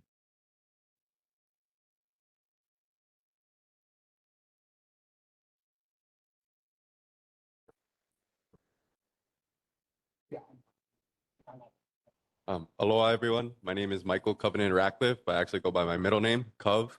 And I am running, I'm one of the three candidates for the recent House 28 vacancy. All right. Thank you very much. Appreciate that. Next. Aloha, my name is Nadia Alves. I am also one of the three candidates whose name has been sent to the governor to fill the vacancy that's been left by former Representative Holt. I'm also a candidate for Hawaii House District 28. Mahalo for the time. All right. Thank you very much. And good luck to you folks. All right. Thank you. All right. Next, we'll go ahead and we'll move on to Congressman Ed Case's representative. Are you here today? No, he was here last month. He's not here today. All right, next we're going to move on to Mayor Rick Blangiardi's representative. Ian, are you here, Ian? I am, Chair. Can you hear me okay? I can hear you. Thank you, Ian. Can you see me okay? Thank you. Sorry, get to log on real quick. Get back in there. Again, I believe that the Neighborhood Commission sent you the requested documents and it's posted in your Google Drive. So I'm just here to available to answer any questions that you may have. All right. Anyone here in our library that wishes to speak up and ask the mayor's representative any questions, you may do so at this time. Not seeing any. Anyone online? Not seeing any. Any board members? Board member Ross Isakani, please. Thank you, Chair. Hello, Ian. So I want to talk about short-term rental enforcement. So Mayor Blangiardi was actually on Insights on PBS a few months ago, and I took down his numbers. He said, by his numbers, there are 25,000 non-permitted illegal vacation rentals on Oahu. So those are residential areas, not resort zones. He said 50% are owned by people off island, which the mayor himself said was offensive to him. He likened them to slot machines. And 27% of those are owned by an investor who owns 20 or more units. So he gave some strong words against this issue of illegal short-term rentals. So my question is, following the Judge Watson ruling, Governor Green responded by signing State Ledge Act 17, and then the city council passed the Land Use Ordinance Bill 64, which quietly reinserted that 90-day rule. So my question is DPP actively doing anything to enforce this minimum 90-day rule? Just wondering, is it a priority for the mayor? I know DPP is really understaffed, so is there something in the budget that's going to help them with this? Thank you. No, thank you for the question. We will take it back and get back to you.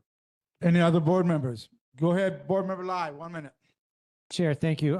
Mr. Santee, regarding those programmable street signs we talked about earlier, what can downtown do to have a taste of those displays that are at the entrance in Waikiki at the top of Kalakaua that appear to show that there is a reason not to have a loud noise vehicle and that there's a penalty if you do that? Member Armstrong to my right has suggested a number of times strategic locations for signage such as this, perhaps similar to such. And I think that we are missing out. We know that they are the sound capturing cameras or whatnot. Is there any information about data from those? Because what we're seeing more and more, the glass pack and the modified mufflers on vehicles, cars, and trucks. 10 seconds. Killing us. As Mr. Lowe's, one of the sound level denizens who visits board regularly, often said, illegal is illegal. So what can we do to address these noises? Time's up. Thank you. Thank you. Thank you. Another board member. We'll take it back. Go ahead. Did you want to answer him? No, I just said thank you for the question and we'll take it back and get back to you folks. All right. Thank you. Any other board members? Nope. Not hearing any. I want to thank you, Ian, very much. You have a good day, all right? Thank you. You too, Chair. Thank you, Board. Thank you very much. All right. Next, we're going to go down to City Council District 6. Tyler DeSantis Tam. Will, are you here? Will, can you hear me?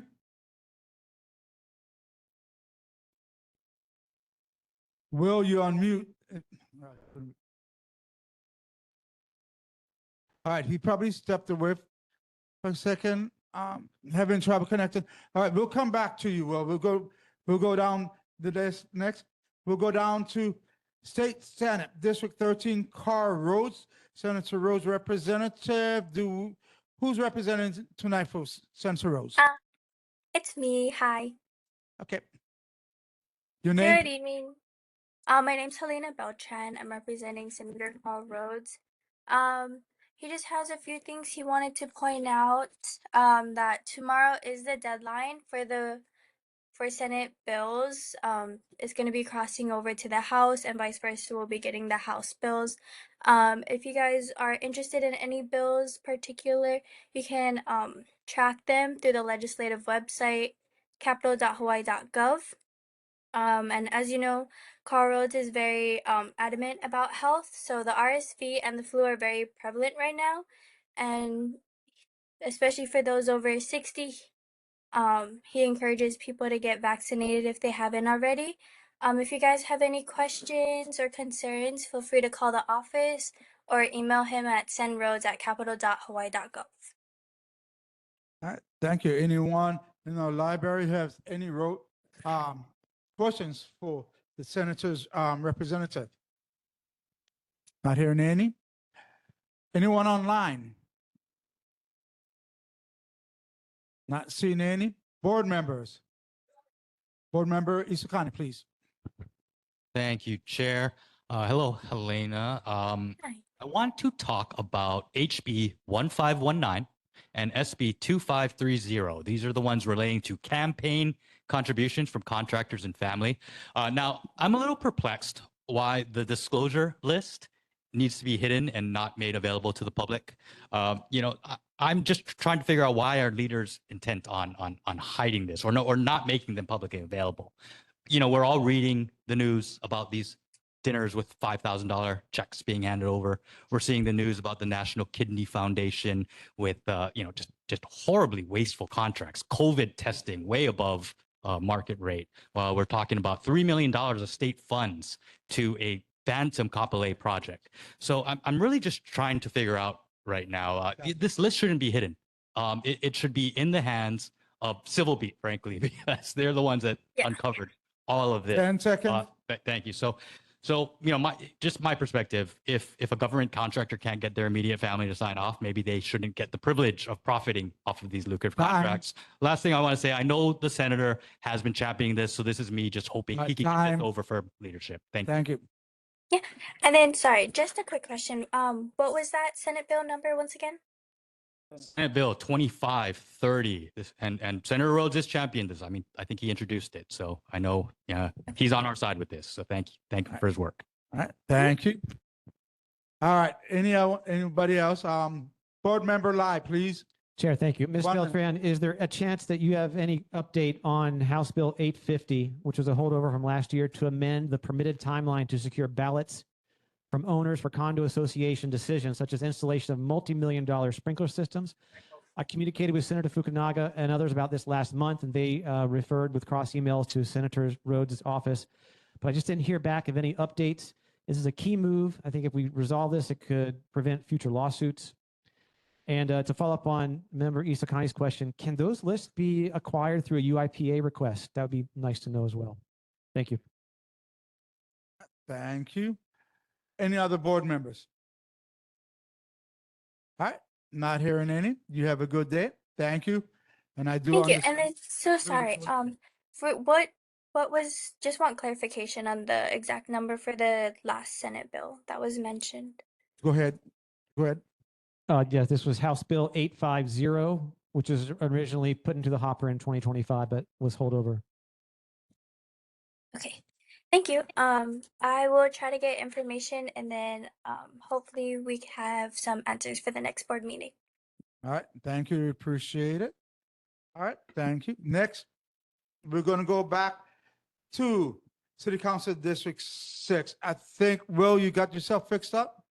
Yes, ready to go. Sorry about that. Go ahead, Will, 3 minutes. Yeah, so not a lot to present this week. We did have an exciting meeting today with some property owners downtown about activating some of these empty storefronts in Chinatown and downtown with local artists doing installations. So stay tuned for more about that. The other thing I wanted to make the board aware of, the council member has introduced Resolution 39, which is seeking to reform some of the zoning regulations downtown. So the idea being hopefully that would spur more residential housing and help activate downtown and Chinatown at night, more people living downtown, more people on the streets in the evenings, and hopefully that has a snowball effect. Other than that, I am available to answer questions. All right, thank you. Anyone in our library have any questions for our council members representative Will? Not seeing any. Anyone online? Not seeing any. We'll go ahead and we'll start off with our secretary over here, Rossi Sakani. Go ahead. Chair. Hey, Will. minute. I want to talk Bill 7.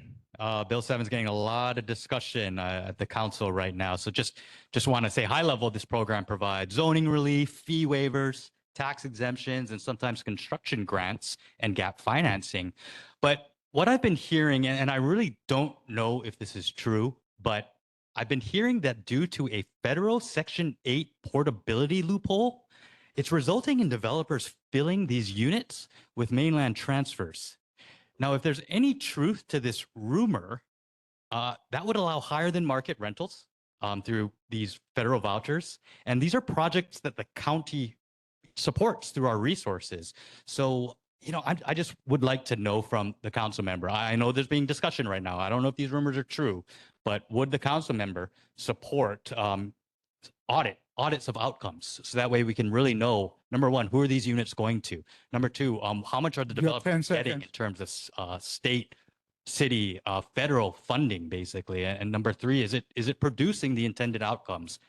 Because I know housing is important, but, All right, but time. make sure. Thanks. Thank you. Yeah, I hadn't heard that. I'll certainly look into it and take it back to the council member, and I can bring something to you All next right. month. Thank you. Any other board members here? Board member Lai, please. Oh, board member Armstrong, go ahead. Thank you, Chair. Hi, Will. With news of the Chinese arch finally getting off the ground after years of talking about it, it kind of made me wonder if Councilmember Tyler, has moved forward to help us control the traffic, particularly on Hotel Street. I do not understand why it takes so much, literally an act of God, apparently, to paint the street so that local vehicles are seconds. restricted. 20 seconds now? I thought it was 10 seconds. But anyways, do you have any input on what the heck is going on with our city and why we can't limit cars on Hotel Street? Thank you. Yeah, I know this has been an ongoing issue and it's frustrating. I know that there are plans to repave Hotel Street in the next year or two. And our office will definitely be pushing for more clearly marked signage and painting on the street. But that's something he's very aware of, and we are working on it, I promise you. Thank you, Will. All right. Any Thanks, other Bob. questions? Go ahead, Mr. Lai, please. Chair, thank you. Will, the commonly E mini park high-rise bill, or redevelopment rather, has been kind of shrouded in mystery for the past couple of months. Do you have any rumblings from the city when they will have anything that says, hey, it's okay for city council to begin to consider this as a resolution? Or is the council involved in that already? Because we're trying to find out what's going on. UIPA request about its status and what led to this was deferred by Housing and Land Management earlier, saying it was too early. when is it no longer too early to find out about this? Also, I'll be getting into this if Rep. Iwamoto has someone here later on, but is it appropriate for City Council to pass a bill that would extend the ballot collection for Honolulu County 20 seconds. specific condo associations? Because I don't know that we'll make any progress on state level, but can the city and county level kind of have a sub jurisdiction that will allow that? Because the associations are going to need this. Thank you. Thank you.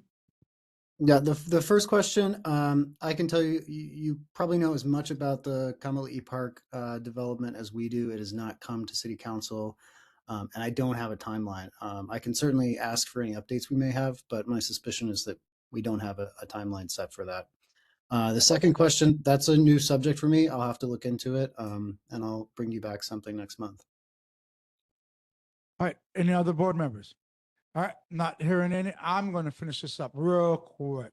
So I'm all for signages on Hotel Street, but if you folks think you folks going to paint the street red, I'm not going to go for it because that means both sides of the road will be red, and I don't want to look at red every single day out of my window. If you guys want to stop people and cars from coming down on Hotel Street, why don't you guys go ahead and start removing the buses from Hotel Street since the road's coming through and open up Hotel Street to be a pedestrian way where people can walk, where our businesses like FET can go and extend out onto the streets, something like that. That's all I have to say. Think about it. All right. Thank you very much. All right. Next, we're going to be moving on to Kim Coco, State House District 25. Kim Coco, you here today? Oh, your representative. Hi, Chair. Good evening. My name's Kate. I'm Representative Iwamoto's office manager. I'm presenting on her behalf. Rep. Iwamoto's digital newsletter was sent out about a week and a half ago. The link is in the chat. The legislature is coming up on crossover. Filing deadline is tomorrow. Our staff has been busy reviewing bills before they cross over to the Senate, and we are also getting ready to hear the Senate's bills that are coming over to the House. We're very excited. We're going to be working this weekend to try to get all of that done. Really quickly, I wanted to clear up some confusion about a bill that was discussed with Rep. Iwamoto last month. I believe someone brought up HB 890. That bill is dead. It has not been given a hearing in 2026. It is dead. It is no longer a concern. So I'll be here for any questions. Thank you. All right. Anyone in our library that wishes to address any questions to Representative Kim Coco's rep? Not seeing any. Anyone online? Not seeing any. Board members, we're going to go ahead and start off with Ross Isokane. Please, board member, go ahead. Thanks, Chair. Hey, Kate. I just want to read off some of my favorites lists of Rep. Iwamoto sponsored bills that I think are still moving right now, and I'm happy about that. HB 1590, short-term rental enforcement. I love it. I love it. I'm so happy for that one. And I think this one has legs. Also, HB 2147, constitutional amendment for a residential investment property surcharge. That's going to be a fun one. So that's a property tax, which I believe would only apply to vacant homes, assuming they're not used as residences, primary residences. So I really appreciate representatives sponsoring these. I think they're great initiatives. I'm not sure how far the constitutional amendment will go, but I'm hopeful for it. Ultimately, I just think it really sends a good message to our city council because global demand, speculative investment is such a problem. And if our city council, or our city administrators can't do anything about it, then honestly, we should cede power to the state. So thank you so much to the representatives. Thank you. Any other board members? Board member Lai, please. Chair, thank you. Ms. Ozawa, you may have heard Mr. Downs earlier representing from the Office of the Governor that sit-lie laws do not apply on state capital property. We have certain statutes that will apply to loiterers. Is this something that the legislature might want to consider addressing in next year's legislature rather? Secondly, you mentioned House Bill 890. I just want to make sure, was that about the ombudsman, or is that 850 about reforming, amongst other things, the deadline of 60 days for return of receipts of ballots rather for condominium associations? Lastly, I want to give you the chance to respond to this, but I was a bit taken aback by the response that I got, I believe under your name this afternoon from your office regarding that Bill HB 850. And the fact that I'm not living in Rep Iwamoto's district proper, kind of seemed like from your message that is something that would not be considered by your office to address or comment on Time. help themselves. So it really came off as kind of tone deaf. Thank you. Sure. HB, so I'm going to take those questions out of order. HB 890 was the chicken killing bill. Can you remind me what your first question was? I've already. Okay, so never mind. Go ahead. Thank you, Chair. It was if state legislature might want to take up protecting the state capitol grounds and enacting a similar sit-lie rule, rather. I am not sure. I will certainly go to ask Rep what she feels about that. As for your third one, I spoke to her like in person today, and that's the response she asked me to give. But I will talk to her again and see if we can get some more further discussion. All right. Thank you. Any other board members who wishes to say something? You had your time. Second time. No, you had your time. It's up to me. Anybody else? Nope. Okay. I want to thank you very much. There will be no follow-ups going on right now. Go ahead. Thank you very much. I'll see you next month. All right. Thank you. All right. Now we're going to be moving on. Be very poor judgment. Okay. All right. And next, we're going to be moving on to our monthly reports, including discussion on board/community inquiries. These are 3 minutes. We'll start off 7.1 with Iris Oda from Honolulu Board of Water Supply. Hi, everyone. Fast note is we have one general announcement. World Water Day is on March 22nd, Sunday. It's what it is. It's an annual United Nations observance to raise awareness about the 2.2 billion people living without water, without access to safe water. So this year's theme, where water flows, equality grows. And why it matters, the global water crisis affects everyone, but women and girls often carry the burden when safe water and sanitation aren't available. So did you know more than 1 billion women still lack access to safely managed drinking water? So throughout March, and especially on March 22nd, check out our social media pages and the boardofwatersupply.com/WWD for inspiring stories and videos about the global water crisis. So thanks. Anyone in our library who has any questions for Iris? Anyone online? Any board members? We'll go ahead and start off with board member Rossi Sakani. Thanks, Chair. Hey, Iris. So I was absent last month, but I did hear the response from your department. I'd asked about the Red Hill spill.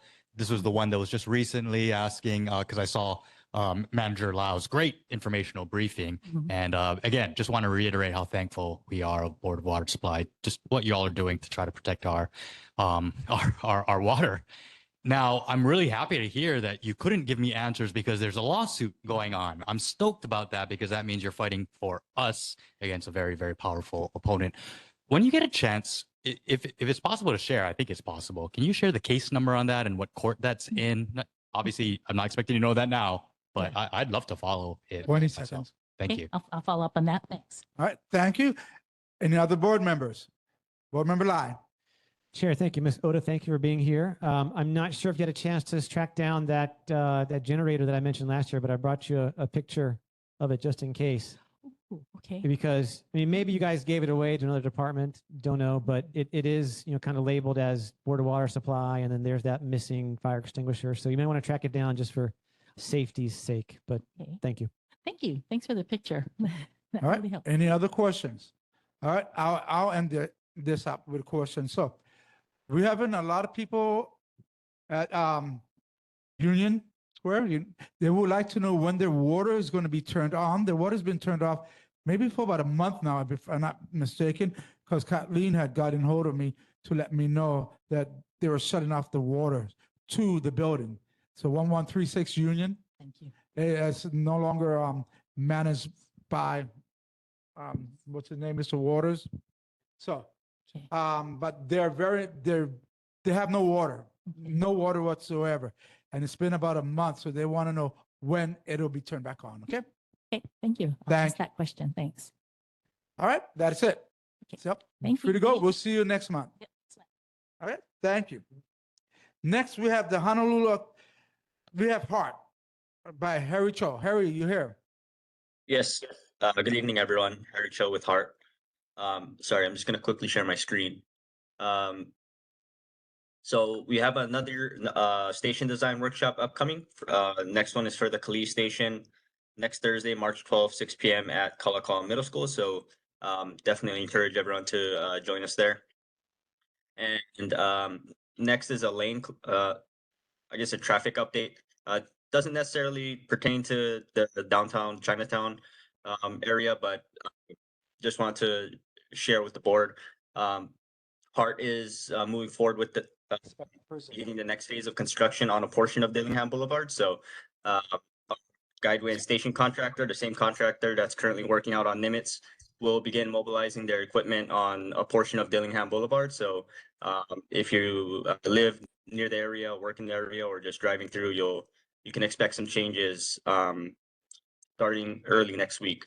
So this lane closure doesn't necessarily close any additional lanes, but simply kind of just shifts traffic to one side of the road, but the traffic condition, it still remains the same with one lane traveling in each direction. So if you're driving through, you're not going to expect any changes in the lane condition, but just kind of how it looks and what you see. It'll look kind of similar to what you see on Nimitz right now. So I just wanted to point that out. But besides that, I'm open to any questions. Thank you.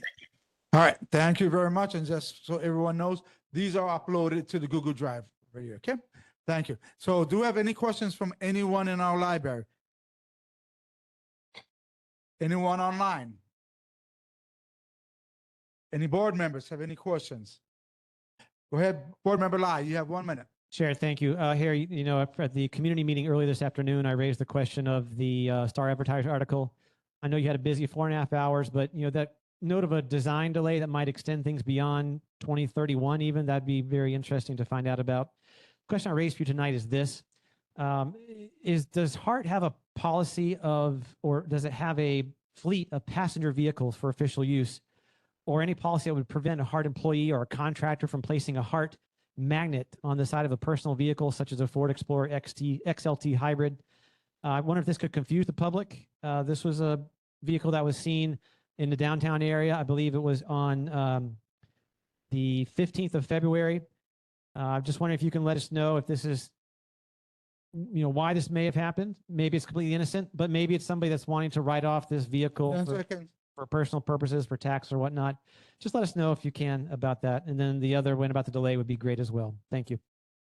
So the question about the delay, I don't have any additional comments to share from Hart's stance, but I can check with our management to see if there's anything else they'd like to share publicly.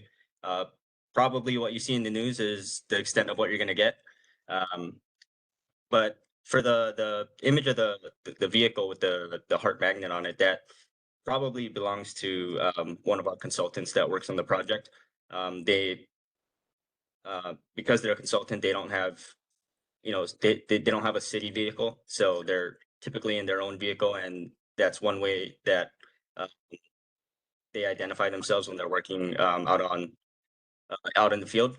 And they probably just, you know, forgot to remove the magnet when they left. So that's probably what you're seeing out there.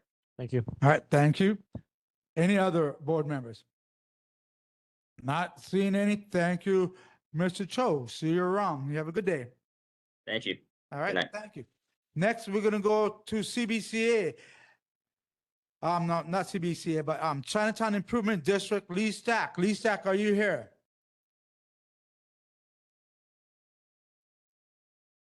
No, not seeing Lee Stack. We'll go ahead and we'll move on.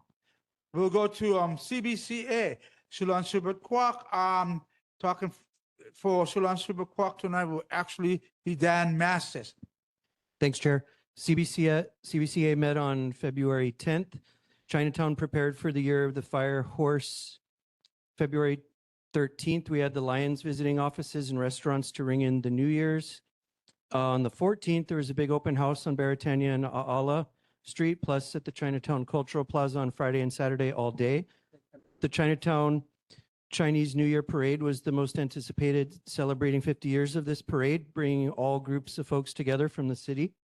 Very successful and thousands of people on the streets, and a safe event. We addressed the Hong Kong Festival launched at Fort Street Mall. A few thousand attended this free family event, and especially thankful for the Keiki and Kupuna areas at those events. Chinatown showed an increase in attacks and robberies and assaults. More are from new arrivals that are coming into the neighborhood, and experiencing some difficult folks in transplants of people we don't recognize. We've requested the city extend the sit-lie to better provide safe sidewalks to all, as well as asking for the first shift to start at 5 a.m. HPD continues to help move problem folks and address these safety concerns, but more HPD presence is sorely needed. The Chinatown security team, CST, continues to monitor several times a day and night with our private security and volunteers. This is very necessary so shoppers can feel safe. And the next monthly meeting is on March 10th at Yong's Kitchen. Thank you. All right, thank you. Next, is anyone in our library have anything to say? Up to CBCA, Representative Dan Mestas. Let's grill him. Be sure you say my name correctly now. Mestas. No, you say my name correctly. Anyone online? All right, not hearing any. Any board members? Nope, not hearing any. We'll go ahead and move on. Next one will be Neighborhood Citizen Patrol by Kevin Lai. 3 minutes, please. Go ahead. Chair, thank you. This evening, we'll talk about some observations of the patrol from last month. I want to first thank Mr. Abe Kwok, the owner of the Mauna Kea Marketplace, for clarifying that the firecracker wrappers that were left on the sidewalk after our celebration on the March 1st were there for a reason, and that they would be swept up at the appropriate time. Also want to make sure that we can pass on to the proper city departments ways to fill in these mud buckets on the sidewalks on Hotel Street, because when it was raining a couple weeks ago, this was not good for people's shoes or the sidewalks. We want to encourage people to stay vigilant, aware of their surroundings, wherever they may be in our district. And also, you may have heard about that giant floating pallet palace at the bottom of Kalihi Stream. Well, you know, we talked about this in the past, and it's not too difficult to build Noah's Ark when there are supplies and constructions going on the sidewalks in our neighborhoods, resulting in terrestrial houses. We saw the Sea House down by the water, but we know now that there are also wheeled pallet palaces going on, completely portable. Next, we expect to see some type of engines that are installed there. We cannot escape the roosters. So as it turns out, baby chicks are born at a 50-50 ratio, male to female, but more roosters than hens survive to maturity. So this problem downtown is only going to get worse. There are at least 4 or 5 adult male roosters now in the downtown area with distinctive crows that are just obnoxious all the time. We talked about it repeatedly. We did talk to several of the owners of properties, including one of the mortuaries. They were going to look into the Sandwich Island Pest Solutions subsidized cage, but so far we haven't yet seen any particular results. But we're still working on it because it is no fun for downtown residents. I want to encourage everyone to please join us the second Tuesday of each month, which will in fact be next Tuesday this month, 7 p.m., the Diamond Head Tower lobby of Kukui Plaza. Into your phone GPS, type 1261 Fort Street. Come join us, bring friends, bring a camera, join our patrol, help us identify areas of concern we can bring to the light of this community and our elected officials. Thank you, Chair. All right, thank you very much. Anyone in our audience have any questions for Kevin Lai, Mr. Kevin Lai? No? Sorry. Anyone online have any questions? So I'd like to say something real quick, Kevin Lai. How about you have a question? Well, I was going to say something, question to you. But go ahead. I'll go last. You are always the last. I'll go last. Okay. I would like to ask Mr. Lai if he's noticed a market increase in pigeon population in the downtown area, because there are times when it's white fury down there when the birds are disturbed. And I think we're getting to a very critical, and I'm being facetious in some way, but I'm also being serious. We're getting to a critical mass with the flying rats. And so I think we got to have to make some hard decisions about the foul nature of wildlife in downtown Chinatown. Mr. Armstrong is completely correct. It is bad and gets worse when we still have people feeding the feral birds. And something that the chair has mentioned in the past, the second floor of one of the buildings on New Anu Avenue, across from Sandy Pole's place, where the second floor is kind of open and pigeons go in and out of there, and there's thousands in there. Why the owners can't be compelled by the city to address that, which is becoming a health concern. We've already spoken with the health department that say they're not going to do anything about it unless till people start to get sick.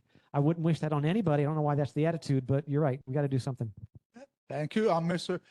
We have now board member Rusty Sakani who would like to say something. Oh, I didn't know you wanted. Thank you, Chair. I just thought I'd ask a question since I saw a picture of the roosters and we just heard from our representative Iwamoto that that bill died. And I guess some people in the community might have been disappointed because they wanted to take matters in their own hands. So maybe I'll just ask this to you, Board Member Lai, since you know statutes very well, so you probably even read the statutes. It's my interpretation that the current statutes is kind of vague, that there's nothing explicitly against a citizen taking matters into their own hands and taking out a feral chicken or a feral pigeon. Now, it says wild. I just want to share this with you. It says wild, but you can make an argument that wild doesn't mean feral. So that's what the bill was for. It actually was trying to make it more explicit that roosters are excluded from this definition. 10 seconds. But as I was thinking about it and reading it, I said to myself, look, I'm not going to be one who's going to be killing chickens or pigeons. But to me, if somebody wants to take it in their own hands, I don't think anyone's going to arrest them. Time. Yeah, just briefly, I thank Mr. Isakani. Yeah, that bill was curious on a couple of aspects. You know, there's always been the concern about the feral chickens being, you know, royal wild chickens that are originally in Hawaii are brought over on the canoes. That's always been a concern. But even that bill that was announced as not, you know, making out of committee, or even have been read, I believe, it wasn't as if people could go in and just go all commando on everything. So hopefully some modification of that will make it through the next time, because by then it's only going to get worse. All right. Dan, board member just one Smith. quick. Estas. Thank you, Chair Carvalho. what was One quick observation on the bird thing. So Did he say my name? there are multiple people that I see around the neighborhood feeding the pigeons, but one that's particularly interesting is there's someone, I need to find them the next time, but they actually pull up on a moped with a huge a 5-gallon bucket on their floorboard with a scoop, and they disperse rice throughout the neighborhood around 6 a.m. between 6 and 7. Seen them at 888 Nu'uanu parking lot, Fort Street and Hotel, the parking lot by Mark's Garage. And, you know, do they work for the car wash? I don't know, but I would like to find out. All right. Thank you. Mark's Garage car wash, but Put up 1 minute. Anybody else? Didn't you just say something? Well, I mean, I'll just if you're granting follow-up. Yeah, I'm going to cut this off. Okay, go ahead. I'm going to take the last one. So, first of all, you know how I feel about pigeons. I walked down Bethel and they right in my face, all of them. So it's terrible. Second of all, rice. If it's cooked rice, it's okay. But if it's not cooked rice, then guess what? It's not good for the pigeons. That'll kill the pigeons. Just giving you guys some ideas, okay? You know, and as far as the roosters goes, listen, I know we're all concerned about the roosters roostering, and yes, they're a nuisance, but let's try to take care of the homeless people on the streets fighting, yelling all night long. That is worse than the roosters. I'll put up with the roosters first before I put up with the homeless people yelling and screaming and fighting and nothing happening because they're loud. They're obnoxiously loud. But, you know, the roosters, I know a lot of children and kids out there. that actually go and grab them for you if you ask them to. Okay? Thank you. My time's up.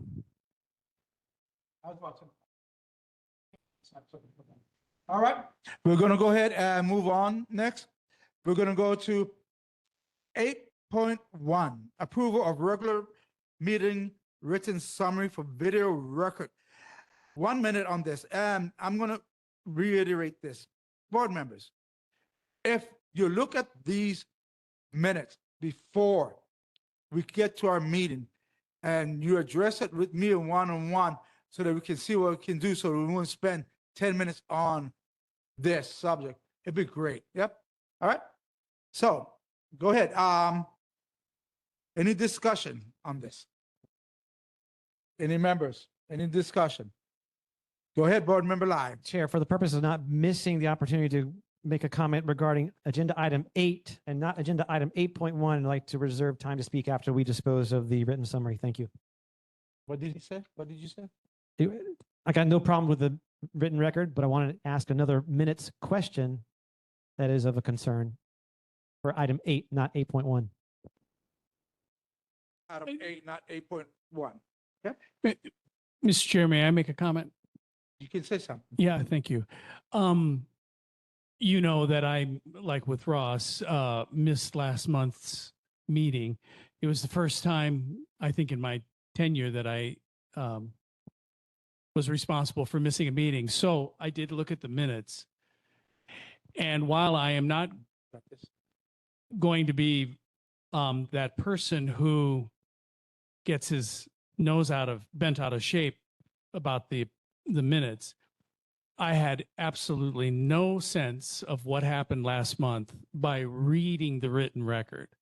It really does require you to sit through all 3.5 hours if you're going to understand what occurred. I think we spend an awful lot of time on minutes when they're becoming really useless now. And that's just the bottom line.